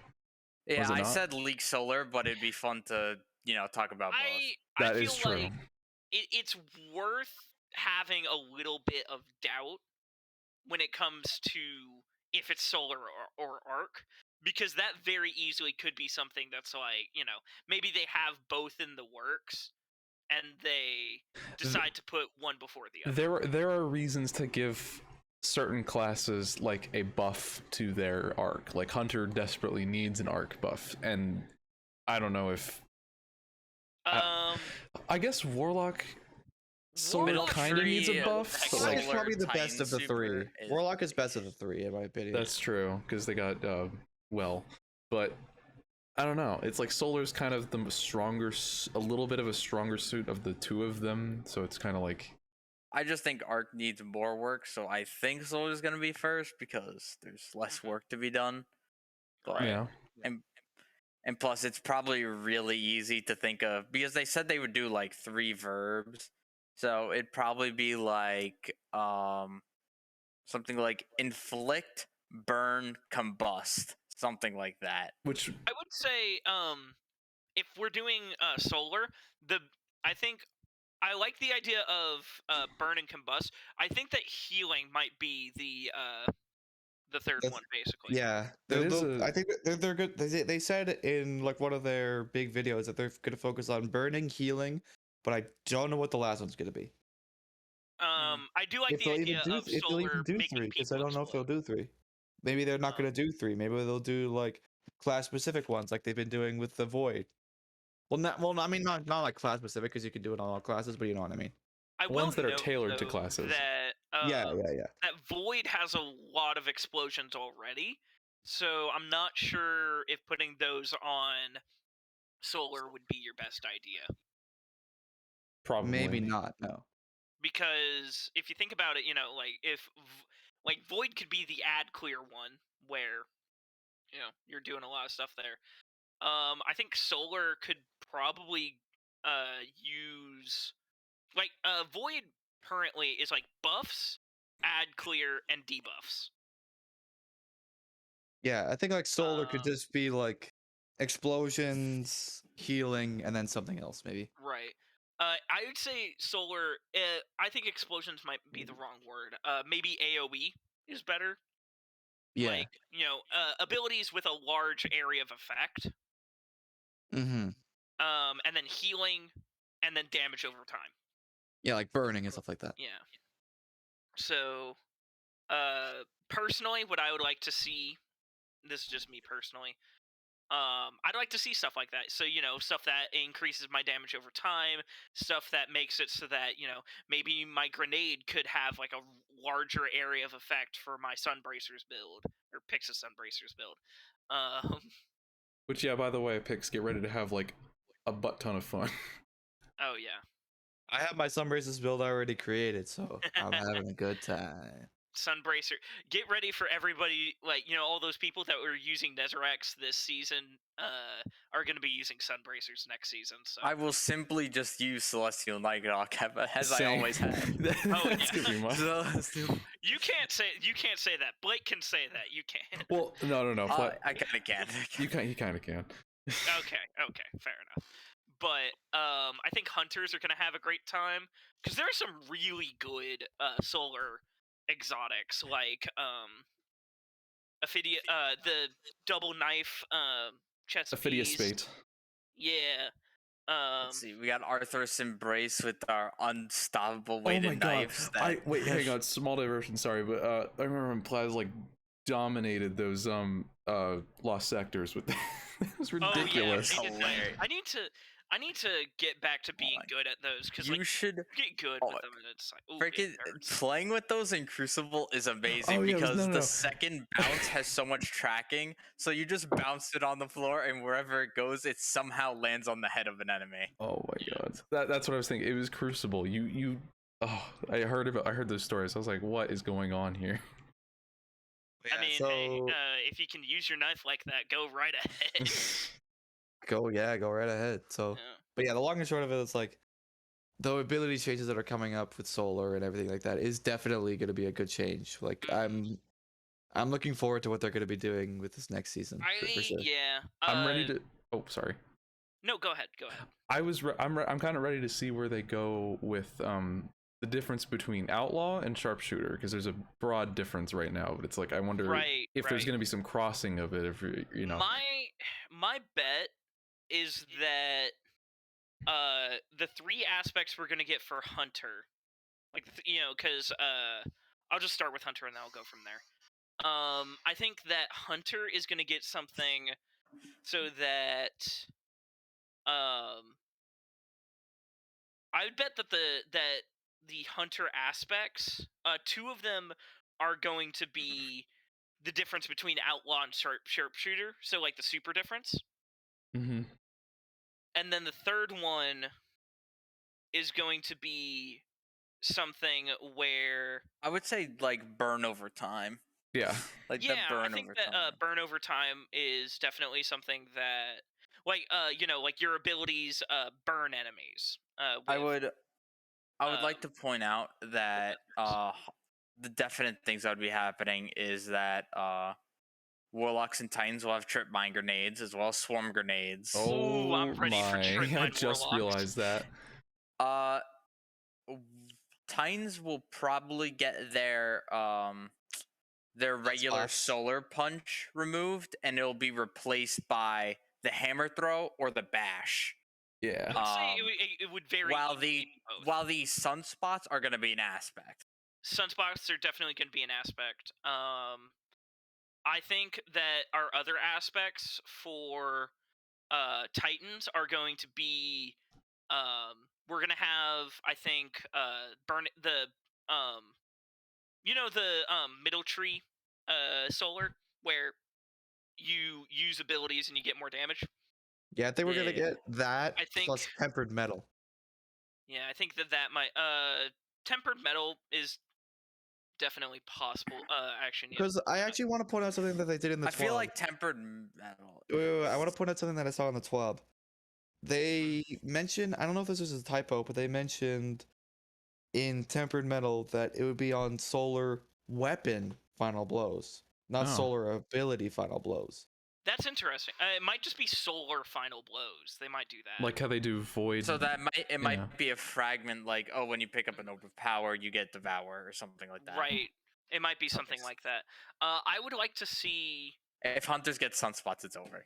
It's over. If warlocks I'd get like to sunspots, it's see over. That so we're I'm not entirely sure what the last one would be for, because we would have like roaring flames, the sunspot generator, and then I bet that the last one would be probably something based on like explosive pyre or Vulcan's rage. So like explosions. All that right. might be something that they do there. And then for solar warlocks, we're gonna get one that heals. I would like to see one where we get like a. This would be so stupid, but actually kind of fun. I would love to have like a solar buddy that goes to my nearest ally and sticks on them and heals them over time. Sounds cool. From personally, what I think. Okay, like the opposite hear me void buddy. Okay. What if this is definitely not going to happen? But what if Sunsinger aspect? Sunsinger aspect? Oh, Sunsinger aspect. Oh no. For those of you at home that does not know what I'm talking about, in you Destiny mean- 1, warlocks had the ability to resurrect themselves from death, even in a respawn restricted zone. They're never gonna. Trials would be broken again. Trials would be broken once again. And freaking solar warlock is already good in trials. Don't make them any better. Yeah. And then also raids would get glitched. Oh, it was hilarious. People did Vault of Glass like solo with just resurrection. Yep. The Never one way gonna to beat it though in Trials of Osiris is literally you just camp the ghost, and then when they revive, just snipe them. Yep. And then it would be the end of Dance it. in front of the ghost until they revive. Yep. Yeah. But yeah, I do think that I think we should get one that heals. I think that we're gonna get one that is heat rising or something similar to it. Yeah, because I think Heat Rises is a good perk just because it has PvE viability. I think it should give some damage resistance in PvE if they want to make it really good. Right. I think that damage resistance would be a good idea, though you might want to put that on Wings of Sacred Dawn to incentivize. No, that would be PvE. I don't know how much that would break PvP, but Like, if you could sky snipe and have damage resistance, I don't think that'd be great. Yeah, imagine getting sky sniped by a guy who has like plastic wings on his back. Right. Honestly, I just want that healing buddy. Like, I think that'd be really fun. I think you just want a buddy of every class of every subclass. They mentioned in a previous TWAB that there's someone on the team that's like, I want a buddy for every warlock subclass, and I agree with that person because, like, I think it's nice. Like, it's a nice idea to basically Imagine rolling up in a. Imagine rolling up in a game. No. Imagine rolling up in a Gambit match. One person's got Bleak Watcher, one person's got Arc Buddy, one person's got Void Soul, one person's got a Solar Buddy. Oh my Summoner lord. team. Well, my thing is that they already have a kind of Solar Buddy with Boots of the Assembler and Lumina. It's close, but it's just like a heal. It's kind of like the Lumina effect, except just applied to healing rifts. I think that that could very easily be reworked into something like a healing buddy. Yeah. I already personally consider it a very like a solar buddy, but that's a personal thing. Anyway, so Should we move on to Arc? Have we like? do we want to go? We have not moved on to Arc because we really Yeah, have we've been no spending idea a lot what of time Arc on should solar, be and like. we've already done like I a lot have a of personal plot thing talk. that I would like Arc to be. So if Void is going to be ad clear and Solar is going to be damage over time, then Arc is going to be ramp up.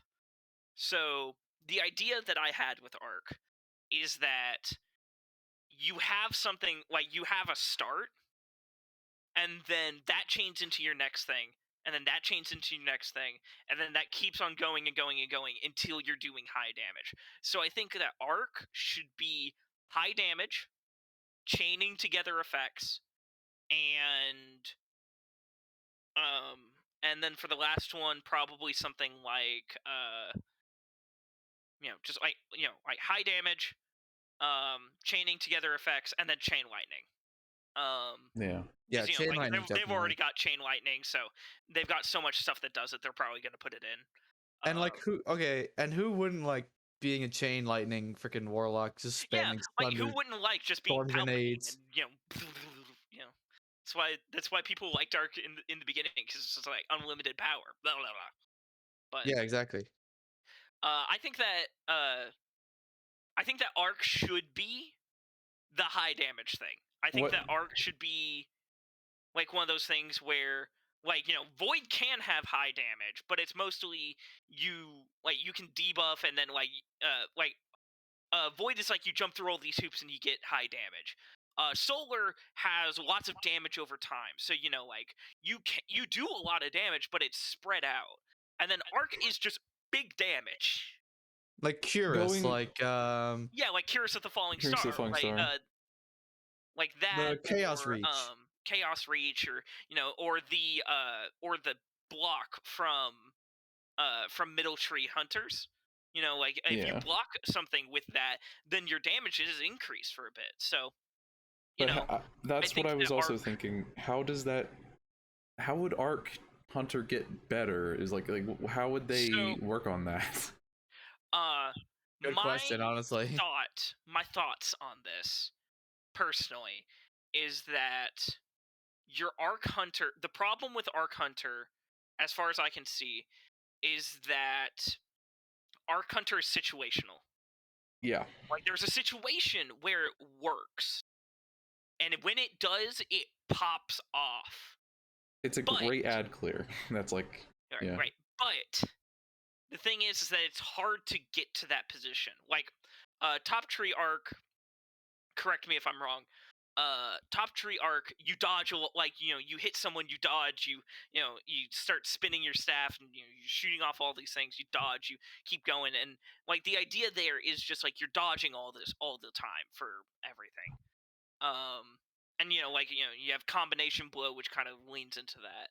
And then with Middle Tree, you're supposed to block something, and then you have super high damage. And then with Bottom Tree, you just kind of smack things, and it just kind of works. Actually, let me pull up Arc Hunter. That way I can. Not already on it. Okay. Here you go. Let's see. Kill an enemy with this melee ability. Trigger health regeneration. Your melee damage temporarily. Stacks up to 3 times. Melee kills recharge your dodge ability. Dodging increases your melee range. After dodging, each arc staff hit creates a damaging lightning aftershock. That's Top Tree. Oh, okay, yeah. That's what I thought it was. Middle Tree is deflection, and then the uppercut melee hits greatly increase weapon reload speed, dealing damage with the weapon extends the duration. Mm-hmm. And then here's what I think they'll probably do is that they'll probably, because there are like already like 2 verbs here that they could use.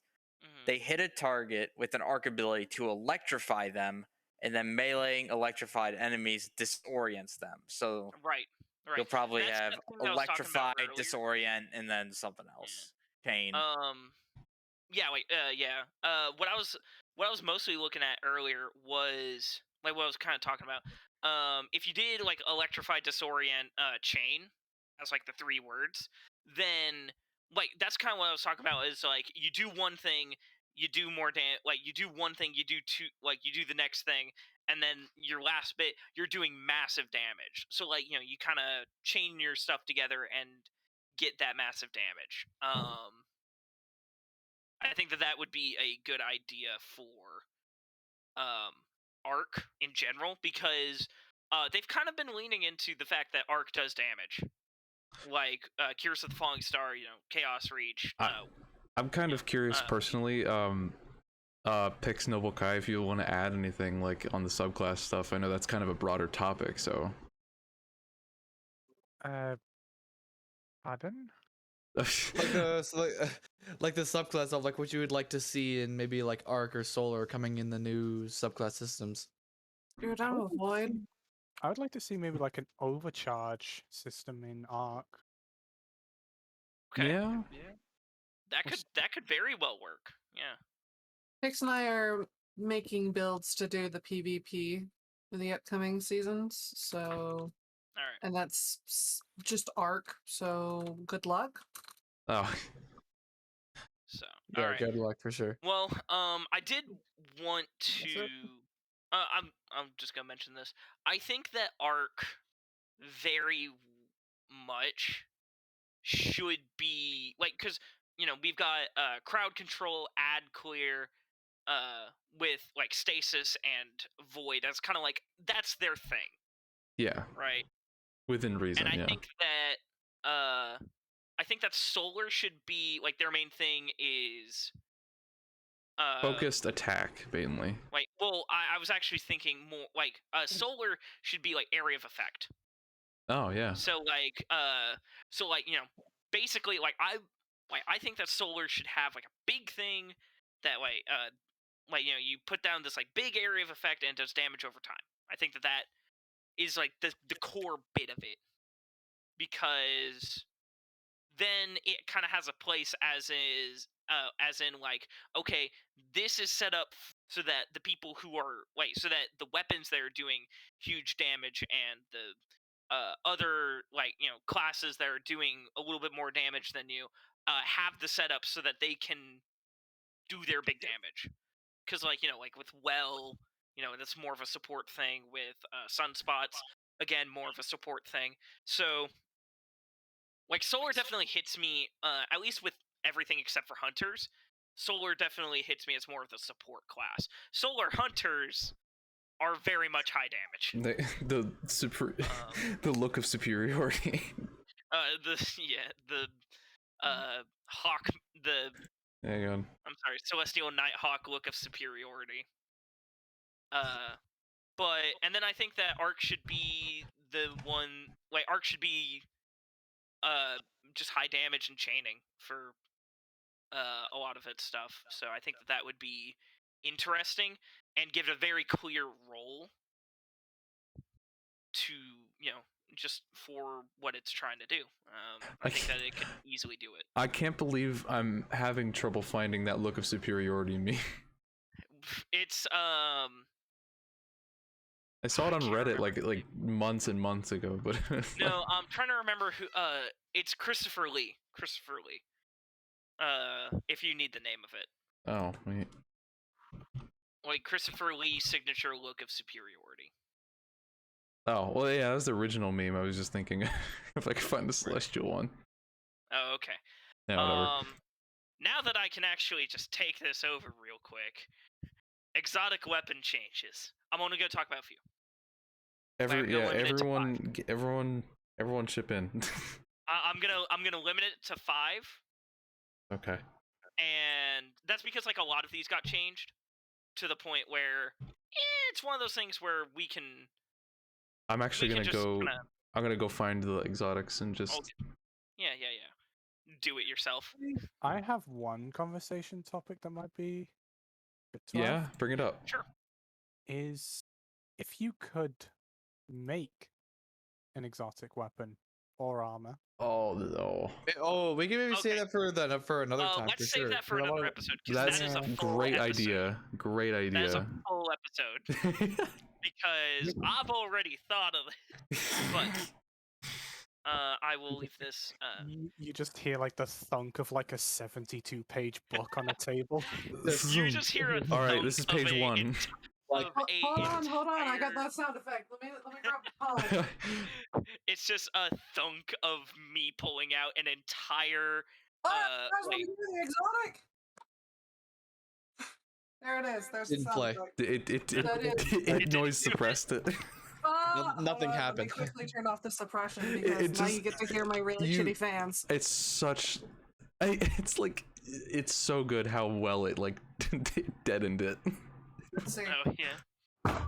There we go. There it is. All right. Oh my but- god. College textbooks are. I have actually like I've put a fair amount of effort into a quest line that you could do, like in the same vein of like as Vox yeah. Obscura or the old Well, Dead I'm over Man's here. mission or the Hawk Moon mission, where you get my weapon.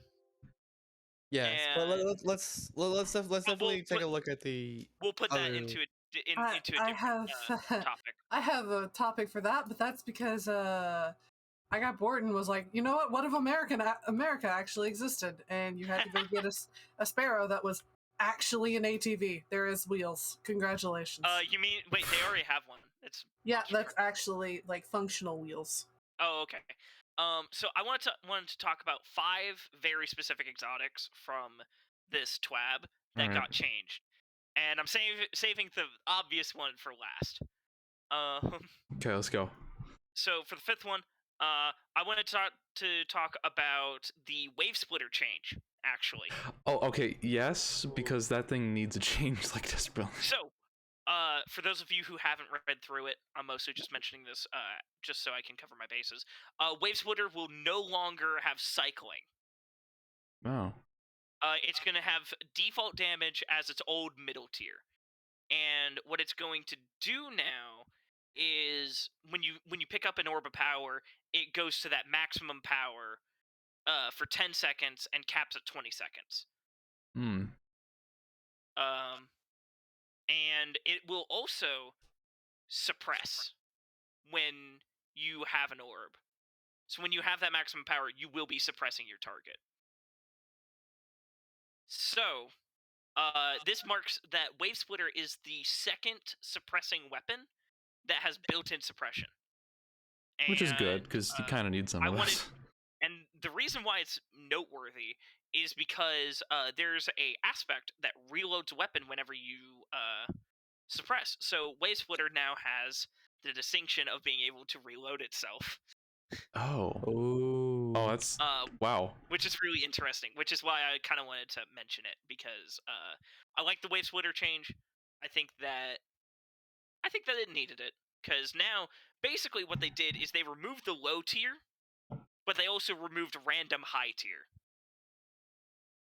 So, and I like that. I think that makes it a lot easier to use, as well as the changes to Orbs of Light. So I definitely think that is worthwhile. Yeah.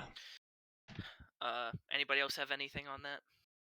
I definitely think it's a good change. Like, I think it's definitely interesting that they're giving it a suppression effect and that they're making it.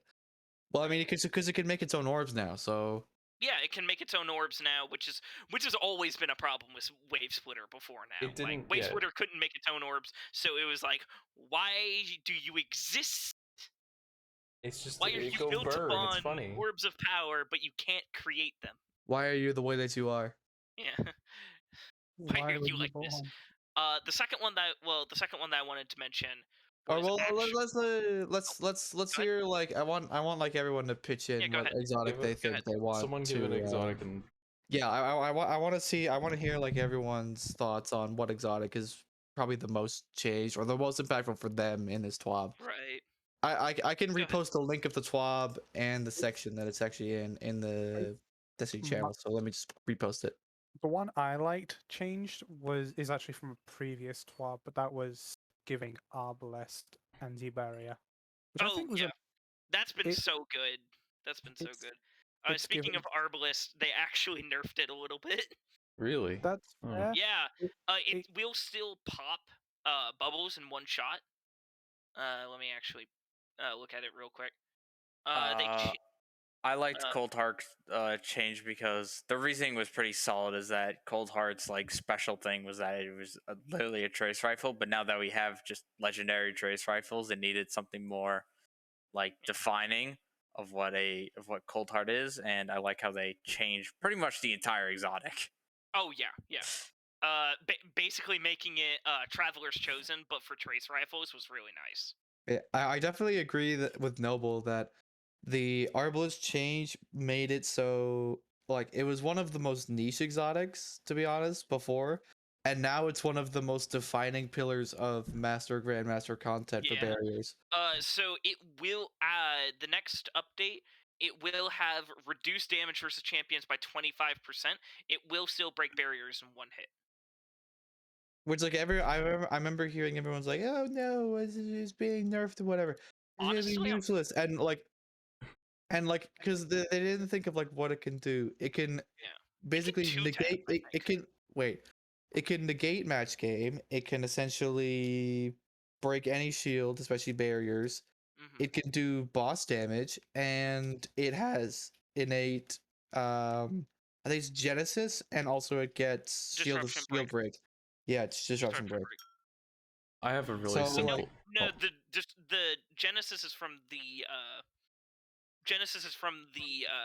Catalyst. Yeah, but it still has it. I have a really simple. Blake, what were you gonna say? Exotic. I just like that they're changing Limit Arc to be PvE oriented. I like that it has some. It still probably could be used in PvP, and it's pretty effective right now. And it still could be mostly, but I'm more excited that it's gonna be like really good in PvE, like akin to how Thorn or Osteo would poison people. Not like that spread, but just the poisoning thing in general. Right. Also worth noting, the Hunter Arms for bows increases the time that Lemon Arc's poison can activate for all you who use Lemon Arc. Oh. And it is also giving them an in-air accuracy bonus, I think. The Oathkeepers make it so that you always have a perfect draw instead of, it just being like, you draw it, you get to the end and then you fire. Like you have a very tight window on that. Oathkeepers just makes it so that it's always a perfect draw. Which is important for Lemon Arc, specifically, and Taikus, so that's one of those things. Yeah, so is there any other exotic that was I've got one more that I've noticed. Yeah, I'd like to hear other people's thoughts though on what exotics they think is the most impacted by Someone this. throw one out. I'll throw one out. Skyburners. That is it. Okay, that is an important one though. I was kind of waiting for someone else to mention it, and I didn't hear it, so I was like, okay, let's just do it. I was gonna say like Skyburners is one that needed it because it was kind of just a gimmick weapon, but with this, it's become a lot. It's gotten more noticeable. It's gotten more attention. It's like because before it was like, oh, Skyburners, oh, bring it against Cabal, that's it. But now it's like, oh, it's actually not that bad now. It does something. Yeah, I think one exotic that I wanted to point out that I haven't heard yet, but I think it's going to be insane. Leviathan's Breath. Ooh, the Leviathan's buff. Yeah. Leviathan's Breath. So I gotta tell Maddie about that one. So I'm gonna just break it down very slowly. So, or not slowly. I'm gonna like go through them quickly. Yeah. The Archer's Tempo buff on the Catalyst, so it now is 25% faster for Archer's Tempo, and it added a delay on champions so that it can actually deal full damage. The delay is the biggest thing about all of this. Oh, and also it says, well, that's also big, but it says overall damage versus champions roughly doubled. Yeah, doubled versus champions. Actually, a good bit of that is probably going to end up being from that delay, because if it wasn't it changed it to be more of an even split between the arrow and the explosion, but also because of that and the delay, now that explosion is going to be doing its maximum damage to that champion. Mm-hmm. Which is just amazing. I'm glad that I don't have Leviathan's Breath, but I'm definitely gonna be getting it. I have it, but I don't have the catalyst, so I want to get that done. But yeah, I can't wait to use Leviathan's next season, and I would never have said that in any other season. Right, I'm like, because like, even if there wasn't like an unstoppable special like, weapon, you would just for use example. Devils instead. No, I mean, like, if there wasn't an unstoppable special weapon, I would have just ran double primary if I had champion mods and like solo content. But now I can actually use like my heavy weapon for that. Right. Which I guess is that does put a point in its favor, because there's not a whole ton of stuff that is in the heavy slot that deals with. It's the only thing, I think. No, there's Lament. Right. Lament deals with anti-barrier. Right, I forgot about that one. We also we don't have a whole ton of ones for things like for Overload. Actually, Overload's pretty slept on. Mm-hmm. And then is there any other exotics that people want to mention that they think are pretty changed and pretty well received for this one? Not really, besides the last word being useful on PC, like useful on PC again. Yeah. Big Sir Kai, do you think there's any ones that you want to point out that you like the change of, or? None of the changes affects the exotics that I run, which I've been running before they were any sort of meta. Not to be like that person. Based. Not to be that person, but she was using Stag before y'all. Dude, I got Stag. Stag was my first exotic drop. Armor exotic, and I was just like, oh, spooky time. And then I got meta, and now everyone's using it, and I'm like, well, still spooky time. So me with Nezarax. So yeah, and everyone here cringes that I always use Risk Runner and have over 47k. Yeah, I broke 47k on it. Wait, man, you do you. I just can't imagine using a gun that long. No, I change out my exotics, but I always keep Risk Runner in the hole, because even before the infinite kinetic, it had basically infinite ammo. It was basically infinite ammo, and for the longest time, I had shit aim. Yeah. Sorry, Blake, but you're probably gonna have to bleep that out. I had horrid aim. Horrid aim. I may or may not censor this, by the way. I'm kind of lazy. Yeah, that's why I said the second sentence before. Yeah. Second sentence out of that. Because I came in, you guys, a lot of you guys have been playing since like it came to your console or PC. I and Pix and a couple of other people on this server, on this Discord server, have been playing since it became free to play. Mm-hmm. So I don't have the massive amounts of hours that everyone else does. However, I do have a can-do attitude, and I have a gun that spits infinite bullets, so I was doing pretty okay. And I've got my little friend here.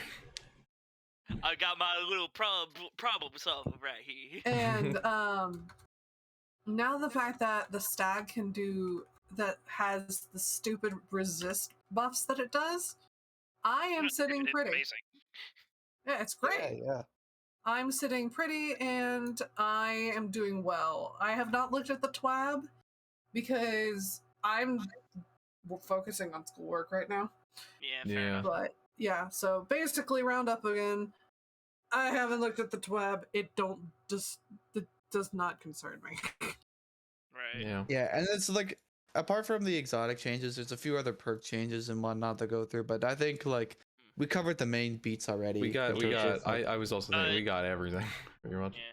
I kind of want to mention real quick. This is on the perk changes. Compulsive reloader buff. That's nice. That needed to happen, I will admit. Yes. Yeah, I don't know if it's going to change that much. I think that that's definitely going to be something that I have to look at. But compulsive is iffy. Yeah, Yeah, we'll definitely see agree. if that gets better, because that's the one that definitely needed some work. I think we've basically covered everything we needed to. I think Yeah, I think that's we are at the 2-hour mark, which I was I actually. think we should stop after 2 hours. I think 2 hours is the hard 2 limit. hours is a reasonable. It's the hard cap. Length. Yeah. So. Well, yeah, and if a conversation gets really long, though, we'll go to 2 hours and 30. That's the pinnacle cap. I forgot to do this way at the beginning. Everyone, okay, give me like 10 seconds of silence. I need to clarify who's in the doggone picture. Kai is the one in the bottom left. Chills is right above him. Her. I'm so tired. I'm not him. I have been designated a him. Although, and then to the bottom right of Chills is Sinone, and then above that, that person, that guy is me, and then to the right of him, this guy, this person, this me person is Mr. Noble from the Großbritannien, the Great Britain, and then we got Mr. Plaz right below that doing the weird JoJo thing, and then we got my man Pix with some bracers. There you go. Thank you. Not back to regular schedule from that. Yep. Gonna have to. And our daily reminder that Borealis is trash and it needs to be bumped. Anyway, good night, guys. Good night. And our daily reminder that even though Hardlight is Noble's favorite exotic, that it serves no purpose because Dead Messenger exists. Oh, daily reminder. That's harsh. That's harsh. Go explore the moon. The Hive are still here and they need to die. And they need your help. So they're gonna need your credit card information. Stop existing. Insert your mother's credit card information here. Paula needs your help against the war on the Cabal on Mars. Why must you pain me so? Hardlight does have a use. It has infinite ammo compared to Dead Messenger. If I may suggest the next podcast. Okay, let's go. Let's hear it. Favorite planet. Favorite planet. We could do that very easily with the exotic. Favorite planet and new exotic idea. That's our homework. There you go. Yeah. Just kidding. It's not homework. I've literally already done it. It's not homework. Just kidding. It's like not homework for some people. Yeah, I'm just. I haven't decided. Dude, and you said the ending card. Hey, we've gone over 2 hours. Everyone has to say something funny. I don't know. No, I don't know. I just made the Borealis comment because All right, fine. Screw it. Have a good night, everybody. everybody. I said the Dead Messenger thing to make Noble mad. Have a good night, everybody. See you next time. Have night. Does not need to be good. Just go take a nap. Have good.